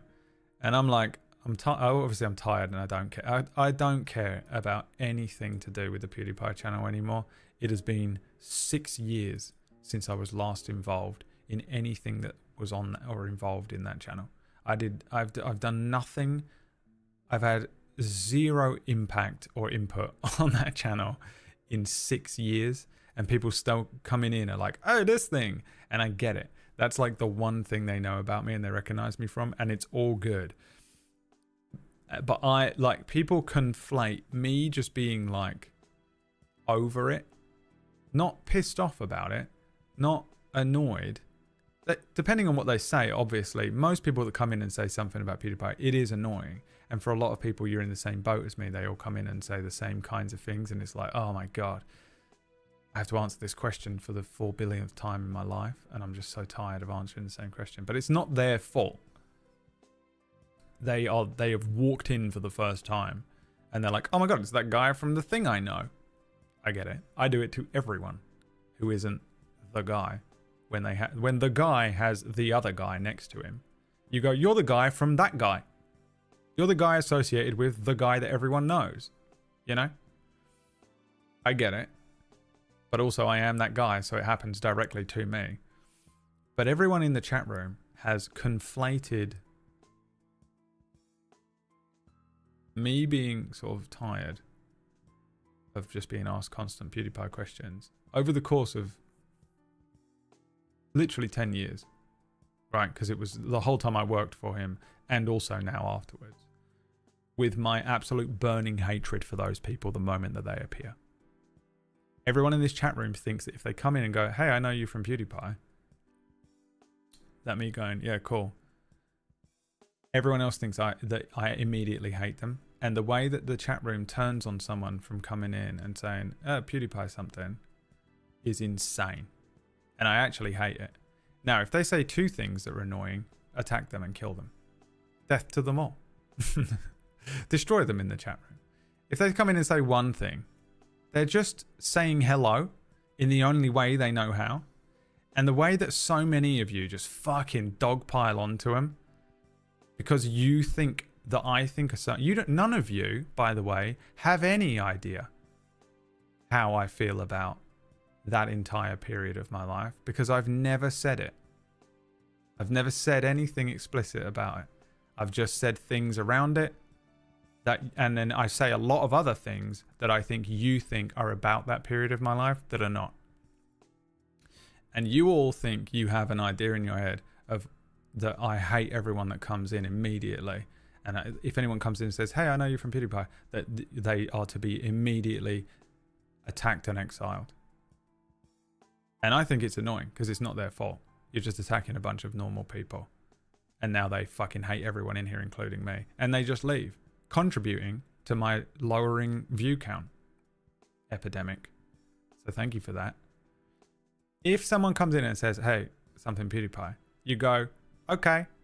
If they go, PewDiePie, I'm not saying that there isn't a much higher percentage of people that come in who are extremely annoying. That there is a very high chance someone comes into the channel and mentions something about PewDiePie, and for some reason, they're the most annoying person on the planet. That's just been a fact forever. But it isn't 100% of them. Whereas you treat them all like it is 100% of them. It's just that there's more of them. There's so many of them because, and you guys can't comprehend this, I've been on the inside of this fucking crazy fucking thing. That guy's reach is insane. At the height of that YouTube thing, when he was #1 and it was the T-Series thing, War, I've never seen... It is crazy to be on the inside of something like that. Where everyone on the internet knows about it. Everyone. Whether they fucking like it, care about it, whatever, they know about it. Everyone. It is fucking crazy how many people know who I am just because of a glancing thing off of someone else. Right? It is insane. There is so many people in the world, and you don't know it until you are on a barnacle on that whale and able to recognize how deep that ocean goes, right? So like lots of people, there is just a much higher, larger group of people to pull from, which means, and we've learned this, remember, of the population of the planet, 99% of the people suck. They suck, whether they're rude, mean, evil, or just dumb and annoying. That's most people. It's most people. Unfortunately, but it's fucking true. Go into any Twitch chat room. Some of those dumb people are just 14, and that's what everyone is at 14. Some of those dumb people just stay 14 forever and do not change. Those people still watch YouTube videos from 6, 7, 8, 9, 10 years ago that had my name on and come in here and are annoying as shit. And we kill them. We immediately unleash Lux, and like the rabid, feral animal that she is, she bites their ankle, drags them to the ground, and drags them outside. where she feasts on them. But it isn't everyone. A lot of those people were 14 when they watched the video and are now 24, and they come in and they're just normal people. They work at the bank. And they're like, oh, hey, it's you from the PewDiePie channel. And that guy could be my best friend. That guy could be my best friend. It could be someone that in 5 years from now would become my best friend ever. But instead, everyone in here jumps on them straight away. You fucking dickhead, you flathead, you suck, bruv. You fucking suck, bruv. And that guy goes, oh, fuck, what the fuck? This is the most toxic community I've ever been a part of. I'm leaving immediately. And I go, no, wait, just wait. Give me a chance to be toxic. That's stupid. Oh, cool, great. Well, that's fucking $5 gone. It does annoy me because they don't deserve that. I very rarely attack someone coming in here straight away just because they mentioned something to do with the PewDiePie channel. Because it doesn't annoy me at all. Now, that's not true, because sometimes they'll come in and say something that's like obviously rude or annoying and it'll have the word in it, you know, and it's just, that's just a dickhead. But the way that you guys get fucking psychotic and tribal and you think that you're mentally aligned with what I want really kind of annoys me. Because then that person goes away and is just like, well, I guess that's what he wants them to do. And it's not. It's just that you lot have completely misinterpreted something I've done or said or thought. Again. I wonder where we learned this behavior. Yeah, but I don't want you to be me. You know? I will call for you if I want you to be doing the thing the reason I'm doing it, whenever I just fucking dive in on someone or attack someone or whatever, is because I'm fucking good at it. You know what you guys aren't good at? Doing this thing. One of you in here does this thing immediately after I do this thing and does everything that I do exactly like me, steals all of my content, and he's still not as good as me. That guy sucks.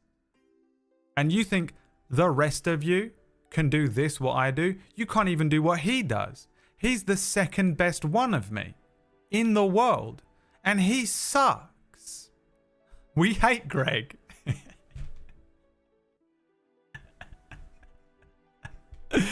You guys can't do what I do.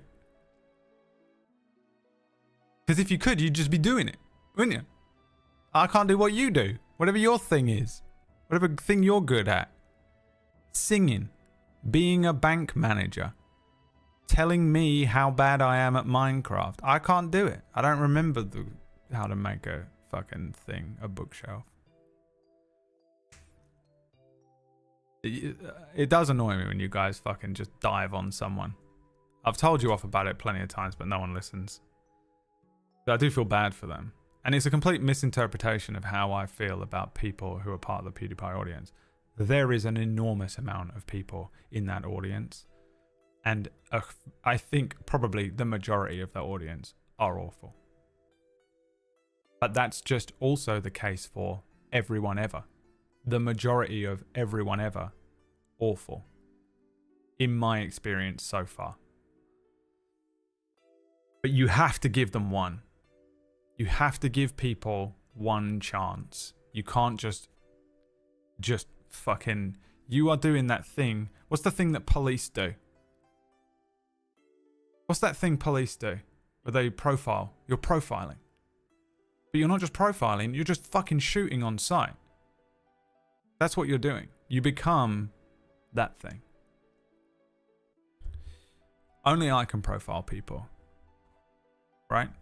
I judge people on how they look at first sight, which is exactly what I did with Lovebot. And why Lovebot has that restraining order out on me. Why did you say bookshelf like that into the camera?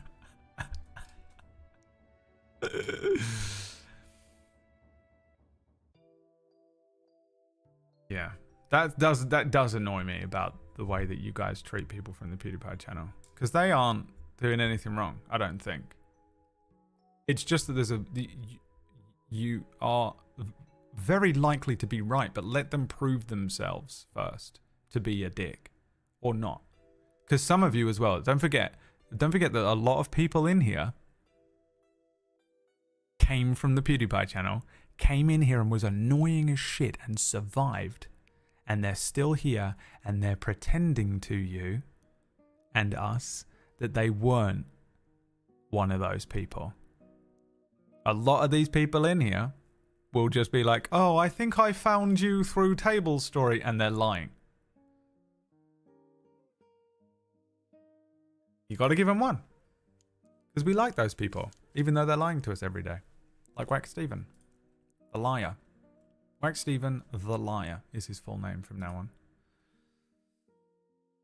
I could see you being a singer. No, you haven't been here long enough, clearly. I think we all know I'm not a singer. I've honestly been following you for a long time, and I've always ended up coming back since I regularly check your Music of Life playlist to see what you've added. I think you're a brilliant streamer. Thank you. Thank you, Slime Velocity. And often undervalued. Thank you. The dark humor all the way to the entire Dustfell D&D series. Keep it going. Thank you. I mean, I'd much rather be a full-time Table Story streamer. Oh, in fact, I don't actually want to be a streamer or on camera ever again. My actual dream is to never be on a camera ever again in my entire life. Which I know devastates a few of you. I know that some of you are like, no, your beautiful face. I don't even know if I want a VTuber. I don't even know if I want... I like streaming and I think I could do it forever. Which part of me. But no, what I would love to do is be able to like write stuff. I would love to be able to write tabletop stuff full time. Like my dream at this point, and I think maybe I think me, Wack, and PB would love to get to this point as well, is to just like full-time Table Story in some way that no,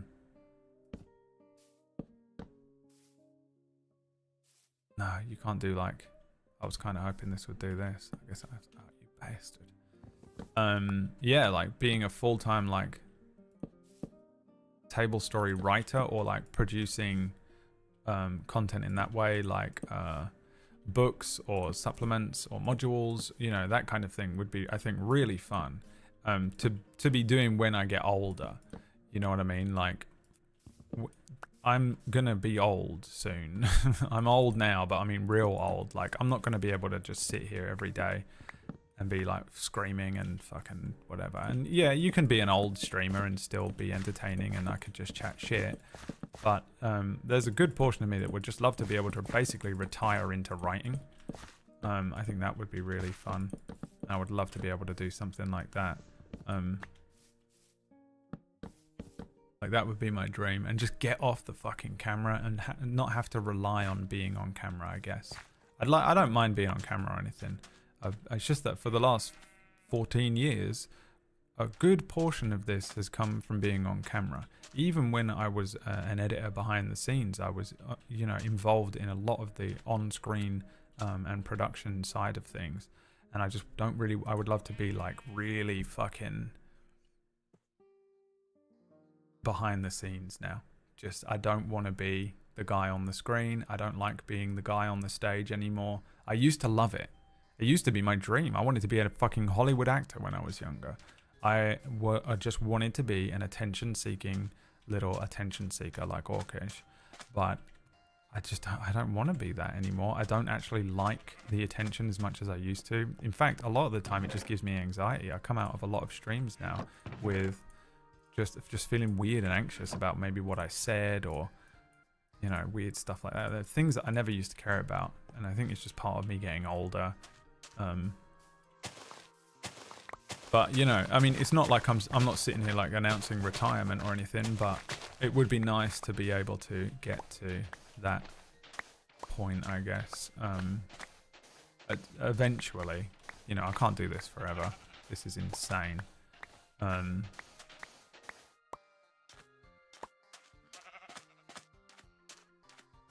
So yeah, I don't actually really like being on cameras that much. You know, a lot of people, their favorite thing is being on camera, and it was kind of the case for me when I was younger. just filling. It's just a hole. There's a hole in me that father left when he left my house, and you know, hated me as a child, and the only thing that can fill that hole is attention. But I've healed that part of me, and ever since being healed in that way, it's not like I've got plenty of other mental health issues to work on, but that part of me, I just don't have it anymore. I don't care. I don't feel very intensely about it at all. And with that comes this like lack of interest with being the guy, you know, just like, come and look at me, aha. I mean, everyone likes attention and stuff, but I'm not saying that I don't appreciate some of the attention and stuff, but the real core reason that I think I gravitated towards doing something like YouTube was probably an underlying mental illness. Need for attention. I'm an attention seeker. I'm a little attention seeking little whore. But the intensity and the necessity of that for me has been reduced to such a small scale now that I think I would just like to be able to. I love being in control of my own business, and I love being able to earn my own money doing something that I enjoy and love and creative. But I just think it feels more like Table Story than this now. Because again, I will never be the top streamer. I've realized what that takes, and I don't want to be that person.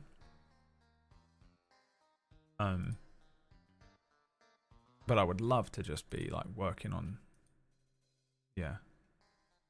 other creative ventures, I guess. I don't know. But I don't have the time. I don't have the energy. I'm literally disabled. I can't do it.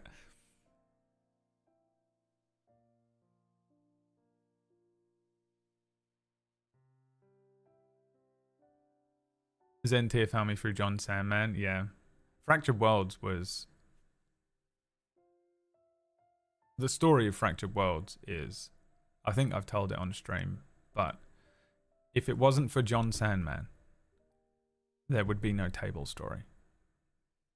I'm not saying that, like, you know, obviously Whack, PB, and Jay would have still been able to go on and do like amazing things.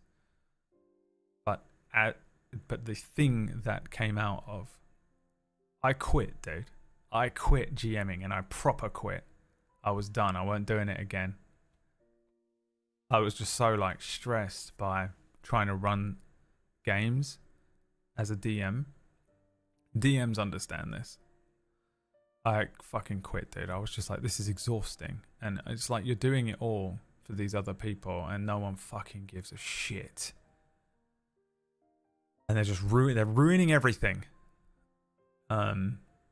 And partially I was a little less healed back then. So I'm sure I was being more of a control freak than I needed to be, but I was done, man. I was done. And John Sandman was like, bro, I have a plan. Let's do...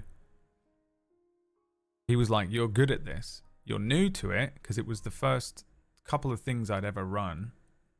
And he was involved in one of them. He was like, you're new at this, but you're good at it. You're like, what you're doing is good. You just need the security of players who are going to pay attention and give a fuck. Gary's curse of like, game is off, this can't make it, this, that, the other, players not paying attention. You're just like pulling like teeth, trying to drag these players through these stories and stuff. And you're just putting like hours and hours and effort into this thing, trying to make it the best you can possibly make, and no one fucking gives a shit, dude. Because it's a casual game that they were playing as a casual game, but you were treating it like a show and a professional. You were adding an element of professionalism to it, and there was a disconnect there. And John said, look, you can do this.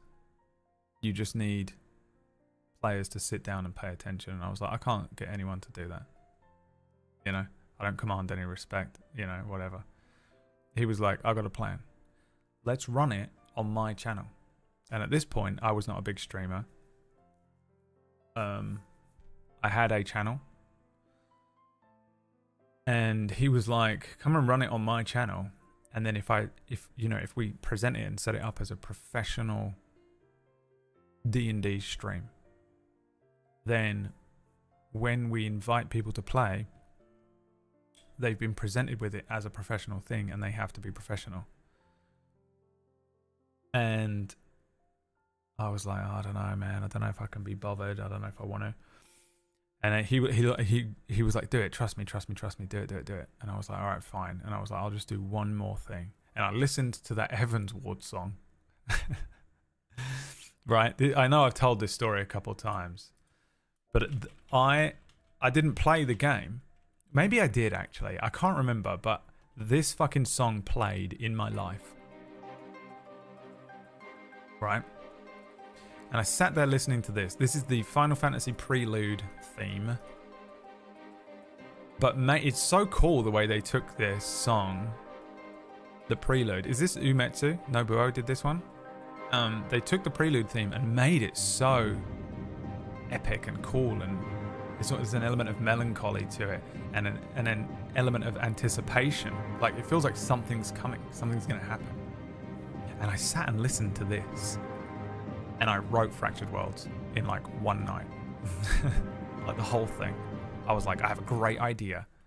And I wrote this show called Fractured Worlds. And I got excited for the first time in a little while. My spark was reignited. And I went back to John. And John went and fucking got a bunch of players. And it was Elspeth, McCloken, Tiger Rider, and John Sandman were my players for this campaign. And they showed up every fucking week. Eyes forward, engaged. I didn't know it was possible to have players that showed up and were interested in what you were doing, were engaged in what you were doing, but were all incredible at what they were doing. They were the greatest fucking party of players. They were the most interesting characters. They were, the synergy between them as a group was off the fucking wall, right? And I was a fledgling DM. I had DM'd a couple of campaigns, none of them, this was the first campaign I ever ran to the end.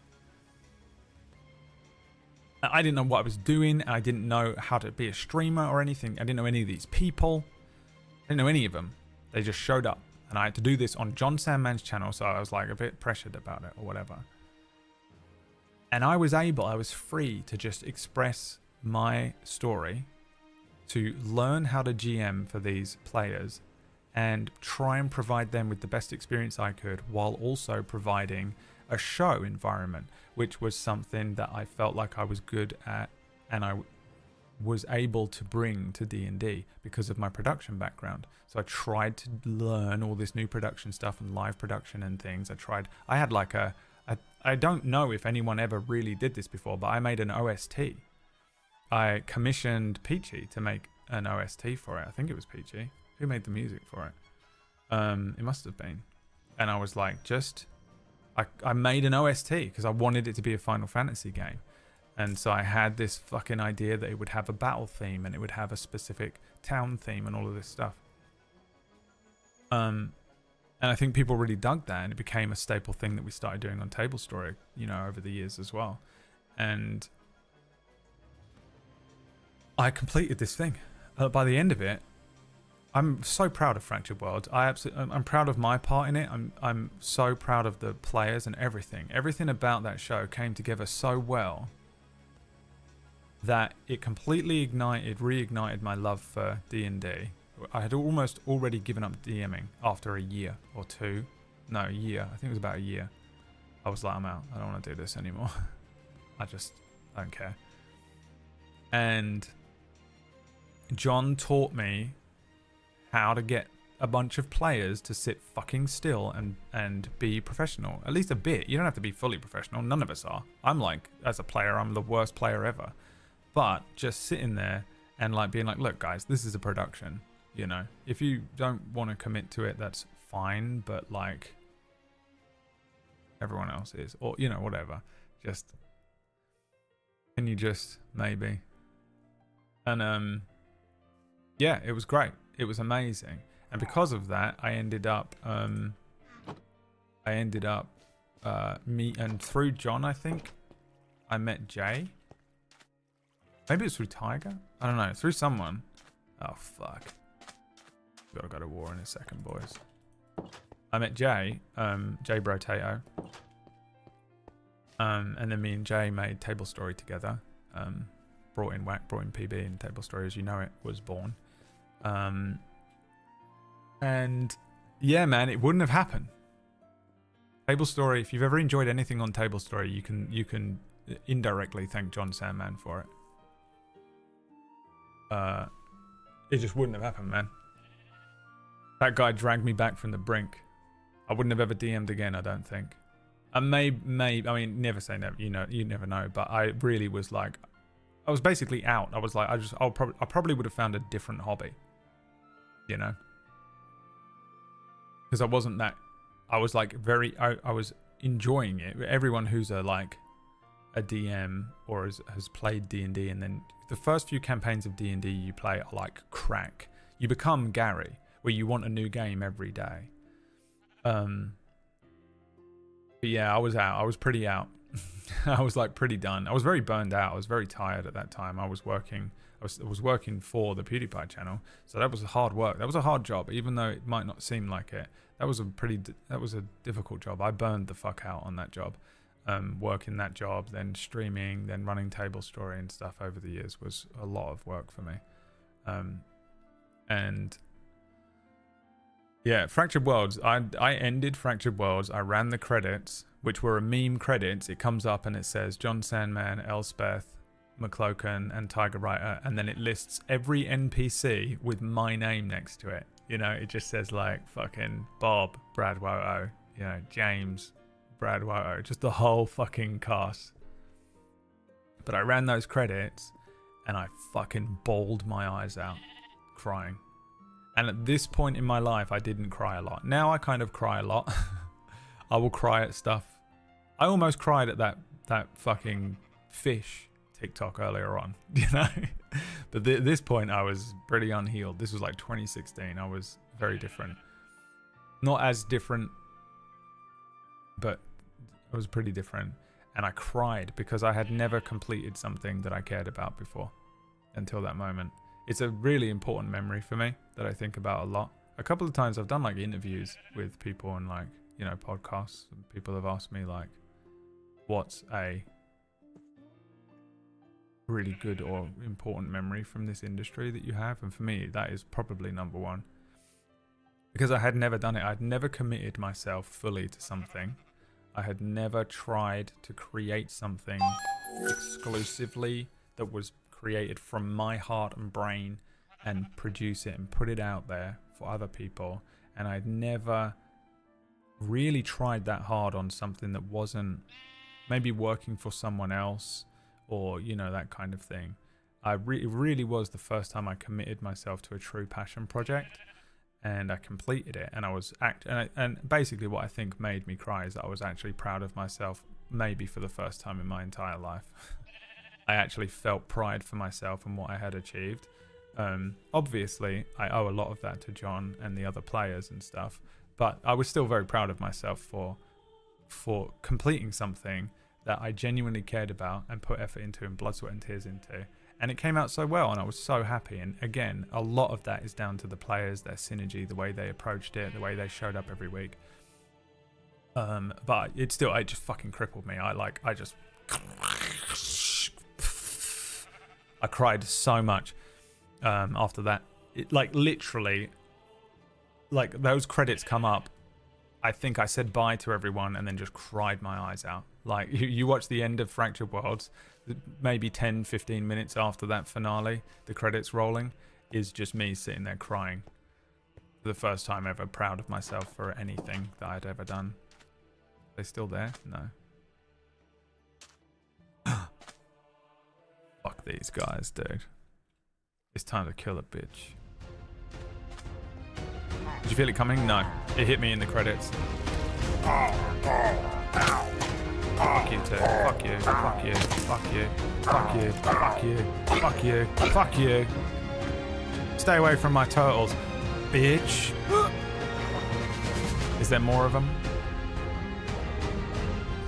Yeah, I couldn't feel it coming because I didn't cry. I was not a crier. I didn't know what crying was. It was still very alien to me at that point. So, crying then would be the equivalent of you sitting very comfortably in your own home, plum rug, and then I literally teleport in like Nightcrawler and kick you in the nuts and then teleport away. It'd be the most unexpected thing that has ever happened to you, and also uncomfortable.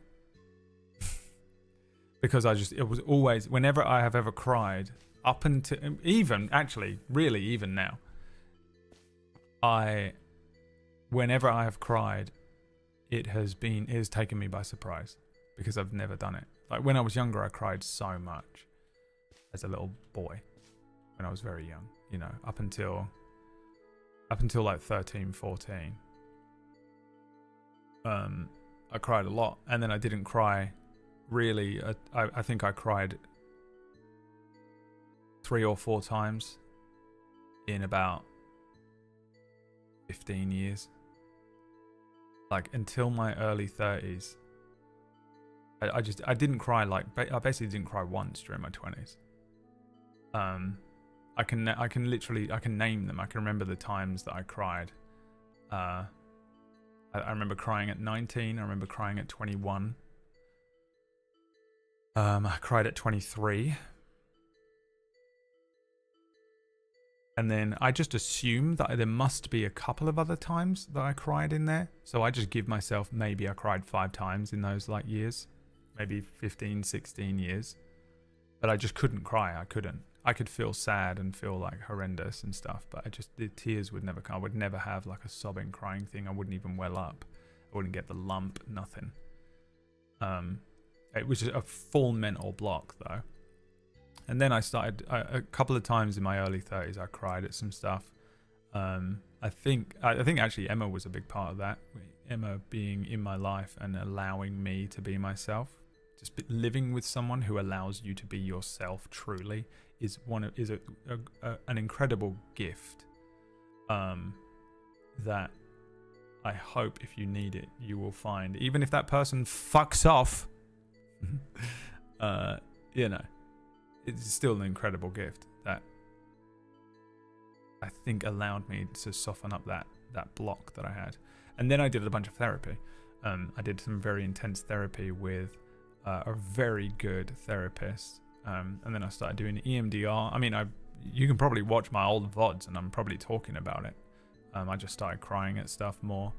And now I just feel kind of okay crying. I still struggle to cry publicly. You know, if I was like in a cinema crying at a movie, I might not. I don't know. I haven't done so yet. I think I cried once on Table Story a little bit, like my eyes were watering when we were talking about when we did our anniversary. But I still struggle to cry in front of people. But by myself, I'll cry pretty willingly. And also I let myself do it. That's the other thing. When you don't cry for a long time, you have to, if you feel like you're going to cry, it's actually a good idea to try and manually open the floodgate, if that makes sense. If you can do that, pull an ugly face or just allow it in, or hyper focus on the thing that's making you cry and let it make you cry, because then you will cry. And it actually feels good sometimes. Like, crying actually makes me feel better sometimes. It's weird. It releases a bunch of stuff that makes you feel better. And it kind of literally just like floods out of your system, right? And I have to do that quite a lot. But yeah, like sometimes I'll just be taken by surprise. I was telling you the other way, I was watching fucking Demon Slayer in the morning. Watching Demon Slayer, didn't care. Didn't fucking give a shit what was happening on the screen. And then some bullshit happened. I think just the scene was presented really well. They actually did really well. Ufotable. directed that scene well, or it just took me by surprise. I don't know, or maybe I just needed to cry, or maybe I was sad about something else. I don't know what it was, but I was just fucking bawling my eyes out for like 5 minutes, 10 minutes, and then I just wasn't anymore. But yeah, I cried a lot more. But back then, no. I mean, for me, it is very much just a surprising thing. You know what's really psychotic about me is that, and I think this is like the most anime fucking... This is the most anime pick-me boy thing of all time. But like, for real, I did this. When I was like 14, I was like, I lost all contact. I didn't lose. I cut off my own father when I was 14. I told my mum I don't want any more contact with this man, which is crazy for me to think about now. Double that age. That was literally half my life ago. But when I see a 14-year-old now, I'm like, that's a 7-year-old. Right? A 14-year-old looks like a 7-year-old when you're 38. But when you're 14, you think you're a big man. You're the big man bowling around. And when I was 14, my dad really hurt me physically. I thought he had paralyzed me. It was one of the worst, most terrifying experiences. And I won't go into it just to not freak everyone out too much, but it was really bad. And at 14, I was like, nah, I was done. I went home and I was like, I told my mum, I'm not spending any more time with that man. I don't give a shit. I'm not spending any time with him ever again. I don't care what he says to you. I don't care what he does. I do not want to see him, and I do not want to spend time with him ever again. And my mum was like, cool, great, no problem. And I was like, oh, fuck, because you were kind of pushing that I needed to have a relationship with him. And she was like, yep, because I thought that was for the best. But actually, he's a monster, and I'm actually glad that you brought this to me. So it's fine, absolutely fine. That's going to happen. You don't have to spend time with him ever again. Great, carry on with your life. You know, which was cool of my mum. But she was also horrifically abused by him. So, you know, she gets it. And here's what I did though. I went up to I was like crying so much about this whole thing. I was still hurt. I was really hurt. I had to lay in bed for like a couple of days basically. He really fucked my back up. And I remember laying in bed crying a lot about the whole thing. Just how scared, crazy, the emotions of a 14-year-old when you have to stand up to your dad like that. It is fucking crazy. And I remember just being like, full of emotions. I could get into a fight right now, and if I got into a fight with someone and was like, you're a dickhead, mate, and I got into a proper fight, I'd probably still cry afterwards. You ever have that post-fight cry? And I came home and I had that, like, it was just in me for 2 days, and I cried and cried and cried, and I was like crying so much, and this whole thing was stressing me out about, like, it's hard for a 14-year-old to like cut off his own father, even if his own father clearly doesn't like or love him. It's still hard for a little kid to have to do that. And now when I look back at that 14-year-old, I just feel so horribly sad for him. But because I know it's hard for me to say no to people now, truly. I know that you all think I'm just absolutely awful, but truly if someone is like, hey, do you want to do this thing? And I'm like, no, I actually feel really guilty about it a lot. But boundaries and all that. And I was crying so much. And at the end of those like couple of days, I was laying in bed. I felt better again. I got up, and it was like a summer holiday, I think, because I'd been on a holiday with my dad. And I remember getting out of bed, and I sat there. I don't think it was like getting out of bed in the morning. It was like I got out of bed in like the evening, and I felt better. And I sat on the end of my bed as a 14-year-old kid and was like, I will never cry again. I promise I will never cry. And it's the most anime, you know, like just sitting on the end of his bed, like, I will never cry again. Like the most anime fucking just in my own head thing. But that wasn't how I felt it at the time. Now, if I was like watching my 14-year-old self sitting at the end of the bed, yeah, I promise I will avenge my fallen comrades, my family. But as a 14-year-old, I really meant it, because the promise that I made myself, and it was a promise that I kept for years. It worked. I sealed away a huge portion of myself. It did untold damage. It was the worst thing I could have done.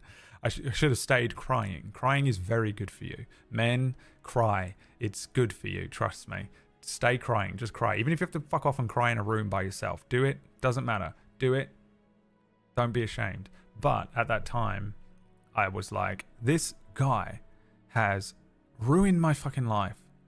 I'm 14. I'm a man now. This man has fucked me up so badly, has completely ruined my life. I hate him. I hate him so much for what he's done. And I was so filled with this, like, it wasn't hate, it was just like, it's almost like a regret that this is the man that I was given, you know? And like, I was like, I spent how many years of my life, how many nights, how many mornings crying, either stressed out, scared of him, because he would make these promises that I was in trouble and he would come and get me. Stressed out crying over what he would do to my mum, stressed out crying because he'd hurt me, stressed out crying, you know, for all of these different things that he had done to me. I was just crying. I was a crying little kid all of the time. And I was like, I'm not shedding any more tears or wasting any more of my life crying over this man, this fucking guy. He's not in my life anymore. Fuck him. I don't give a fucking shit. I don't care what he does. He can come and kick the door in. I don't care. I'm going to get big and I'm going to get strong. And the next time I see him, I'll kill him. And I just made a promise to myself that I wasn't going to cry because I had cried too much. I had cried so much over this parent. And I didn't. It was the craziest thing. It was like an enchantment. It was like a spell that I cast over myself. Because I swear to God, I didn't cry again for 15 years. And even now, I have to manually undo that enchantment. You know? By the eye of Agamotto, Domine. And then I'm like, okay, now we can watch the scene and cry a little bit.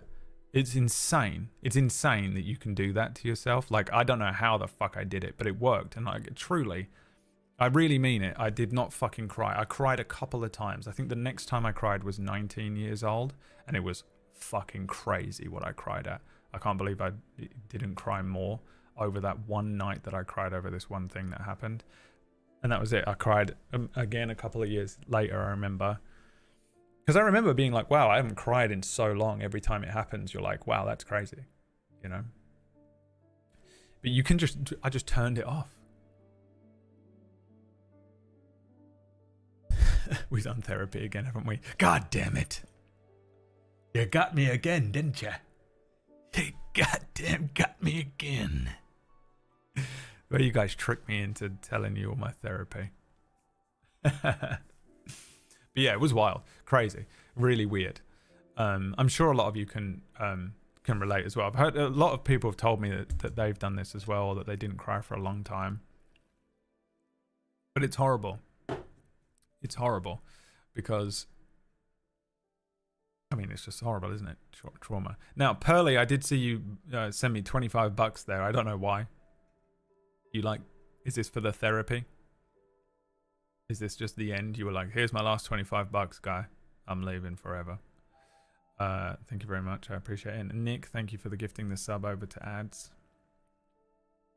I did see it, but again, once that train's going, there ain't no stopping that train. My tear ducts work, but I stopped crying out of sadness a few years ago, and sometimes it feels bad not being able to cry. It does feel bad not to cry. You should really try and re-establish a healthy relationship with that and other emotions, whatever emotions you need. That's what essentially I realized was happening with me. When I did therapy for a long time, she was like, you only have access to like 3 emotions and you need access to the entire wheel. Now, if you're a boy, that's about 6 emotions. If you're a girl, it's about 28 emotions. I remember talking to my friend who was transitioning, male to female, and they said to me, it is crazy when you start doing the estrogen replacement or estrogen therapy thing, where you just get pumped for that estrogen. What happens to your emotional scope and scale? And they were like, I get it. I get it now. You know, like, and I was like, really? And I just remember she explained to me, like, how it felt, like the difference between being a guy and being very locked into a handful of emotions. We're very attached to a handful of them. And then like a flower literally blooming, which is a very feminine, tropey way of describing it, but was, I think, accurate. A flower blooms and opens up this whole new level and whole new world of emotions as you potentially transition. And I think for men, it's not that we don't have access to those emotions, but I think we are all manually locking a lot of them down because society tells us to. There's probably some level of hormonal change there as well that will give you a bit more of a accessibility to some of it, but you really do. I remember my therapist was like, you need to establish a relationship with all of these emotions. You have to have the ability to feel, experience, and process whatever emotions you are feeling. And whenever you feel sad or whenever you feel angry, which were two that were very locked off for me, anger is still a weird one for me that I just can't tell where it's gone. Whenever you feel sad and angry, you just have no connection to it. You do not feel them. You do not feel your feelings. You feel your feelings in your body somewhere. You have nothing. And it's incredibly unhealthy. You have to allow those emotions in. You have to recognize what's causing them. You have to understand why you feel certain ways, especially if those emotions are triggering something in you, like a trauma. Because you can feel emotions because you spilled some milk and be like, oh, I'm so sad or I'm angry. And that's fine too. Feel it, understand it. But also sometimes if you spill milk and you have either a very violent emotional reaction, not that you're expressing violence, but that you have a very strong emotional response to that, because if you spill milk, maybe it reminds you of when you were younger and you spilled milk and father came home and something like that. Or you're having no emotion, you just have you feel, I think, as well, and maybe trauma kids will understand this, maybe it's just a me thing, but for me, once I started to recognize it, I actually recognized that I could feel the blast doors shutting. I could feel my body. I'd go, and that was it. Numb, dead, nothing. Just feel nothing. And you're shutting off that emotion. But that emotion is still fucking hitting that blast door. And it sits there in you, festering and building, and those floodgates get bigger and bigger. So when you do eventually face those emotions and feel those emotions, or maybe they break through in an unnatural way because you have multiple triggering things happen at the same time and you just fucking spaz out, then you're going to have another trauma to deal with. That's pretty much what is happening to us trauma kids. So every time something happens, you're supposed to be able to feel that emotion, even if it's triggering. Feel it, understand why you feel that way, why it might be triggering, process it, experience it, which allows you to process it, and then move on. You know, you had your cry, you had your little stress, your little fucking tantrum, whatever it is, and then you move on from it. And instead of your brain latching onto this fucking thing and fucking gripping it as tight as it can for years and years and years, you actually just let that little cherry blossom float away. Mindfulness. It's tough though. It's tough. It's not as easy as that. It took me years, and I don't think I'm a master of it at all. I'm still very much struggling with my relationship with a lot of my emotions. I'm much better at it. I've reconnected with sadness pretty well. I reconnected with anger and then lost it again over the last couple of years. I don't know what happened to me there. Got to figure that out. I haven't got the therapy for it. Watched a series called Atlas of the Heart that talks about emotions and how not many know them. Yeah, no one does. I don't think anyone has those. Ratch with the Elmo face. Frozen told me conceal, don't feel. Yeah, but that's the Frozen actually didn't tell you that though, did it? The story of Frozen is that you don't want to conceal and not feel. That actually that makes you into a little isolated ice queen. I would like to be able to talk about my traumas sometimes without becoming a fountain. Yeah, I mean, I don't know how to help you there. I usually don't. When I'm like, if I'm like not just casually talking, I don't talk about any traumas that are directly affecting me in the moment on stream. I can talk about my dad pretty well because I genuinely think I'm over it, which is amazing. You can actually beat them. My problem is that I've, you know, compiled in a bunch of new ones that also need working through. But yeah, a lot of the time when I'm talking through, even with a therapist or something, if I'm experiencing a you know, trauma, talking through it properly, I still don't fully, I don't cry or anything. But I will sometimes get home, sit down, and then just get hit by a train of it. So there's a problem with me being observed, I think. I just can't. It's difficult for therapy as well, because you really would like to be in your own skin and in the moment and present, but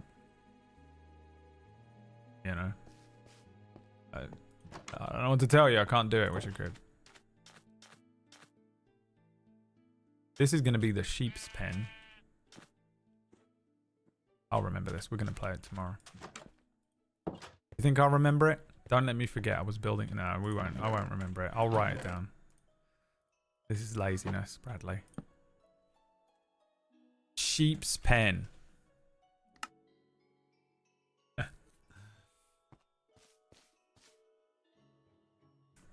At this point, you've got to switch to the scene with the 4 cams. It's so pissed off that I'm not playing Minecraft. Talking about something real. Having an actual human connection rather than playing fucking Minecraft. Oh my god, you need 7 more diamonds. Having a normal, actual human fucking communication on the internet. Oh, you got it. I get it. No, I get it, actually. I'm actually joking because I truly would also be pissed off if I tuned in and a guy was playing Minecraft and he played Minecraft right the way up, and then you're also like, oh, he's going to play more Minecraft. He's going to keep playing Minecraft, and then I just end the stream. And actually, there was no more Minecraft until tomorrow.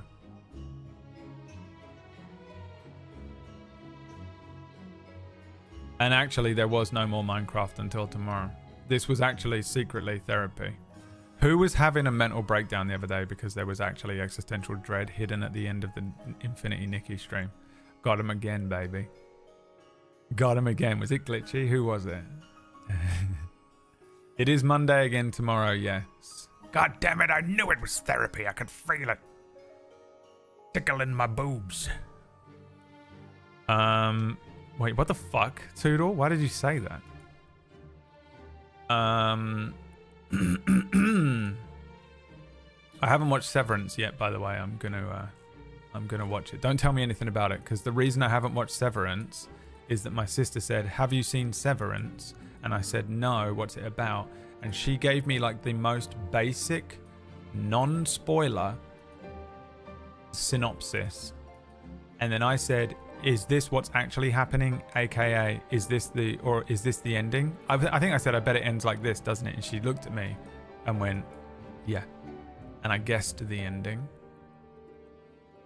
So then I was like, fuck, now I gotta wait till I can't remember what I said to her to watch this show, which is now. I don't know what it was. I can't remember what I said to her or what the fucking guess was, so I actually think I can watch it. But I do know that I got it dead on right, and I'm probably going to put on the first 1 second and be like, oh yeah, it's this. Either way, I'll watch it. If nothing else, at least there's a season 2, which I probably won't be able to guess, because usually season 2s are different enough, because they're like, well, we got to extend this bullshit that we wrote a whole season of a thing that was perfect, and now the network wants more, which it wasn't built to be.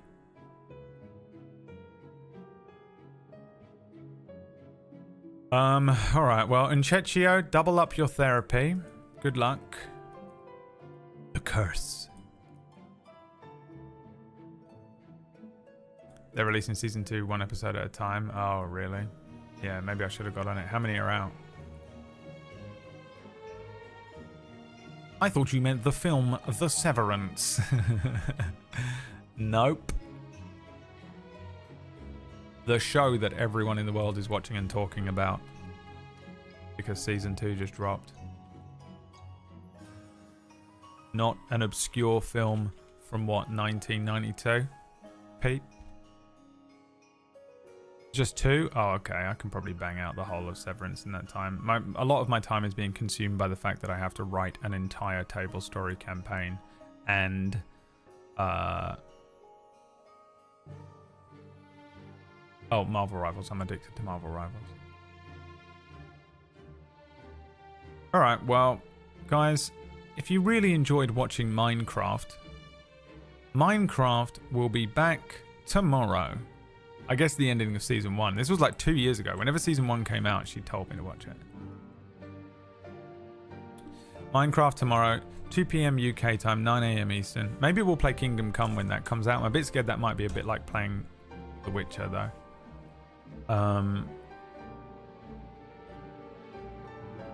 And if you want therapy, maybe there'll be some therapy tomorrow, but maybe not. I don't like doing this much therapy 2 days in a row, but sometimes you guys get me. You just get me. You trick me. Boy, do I have an intro for you. Oh, yeah. Are you playing it? Are you streaming it? Being checked, it's been hell trying to avoid Kingdom Come. Yeah, I bet. Alright, I'm out. I gotta go and cook some chicken. Have a wonderful rest of your evening. You probably won't be able to because we're gonna go and watch Pumpkinberry and no one likes her, so good luck. Good luck enjoying the rest of your evening. I'll see you tomorrow. And Chechio, get some therapy in Chechio. God. I just told you it was that easy, didn't I? It's super easy to do. Work out your trauma. Grow up. In Chechio. I haven't said in Chechio enough this stream, so I'm just getting the quota in now.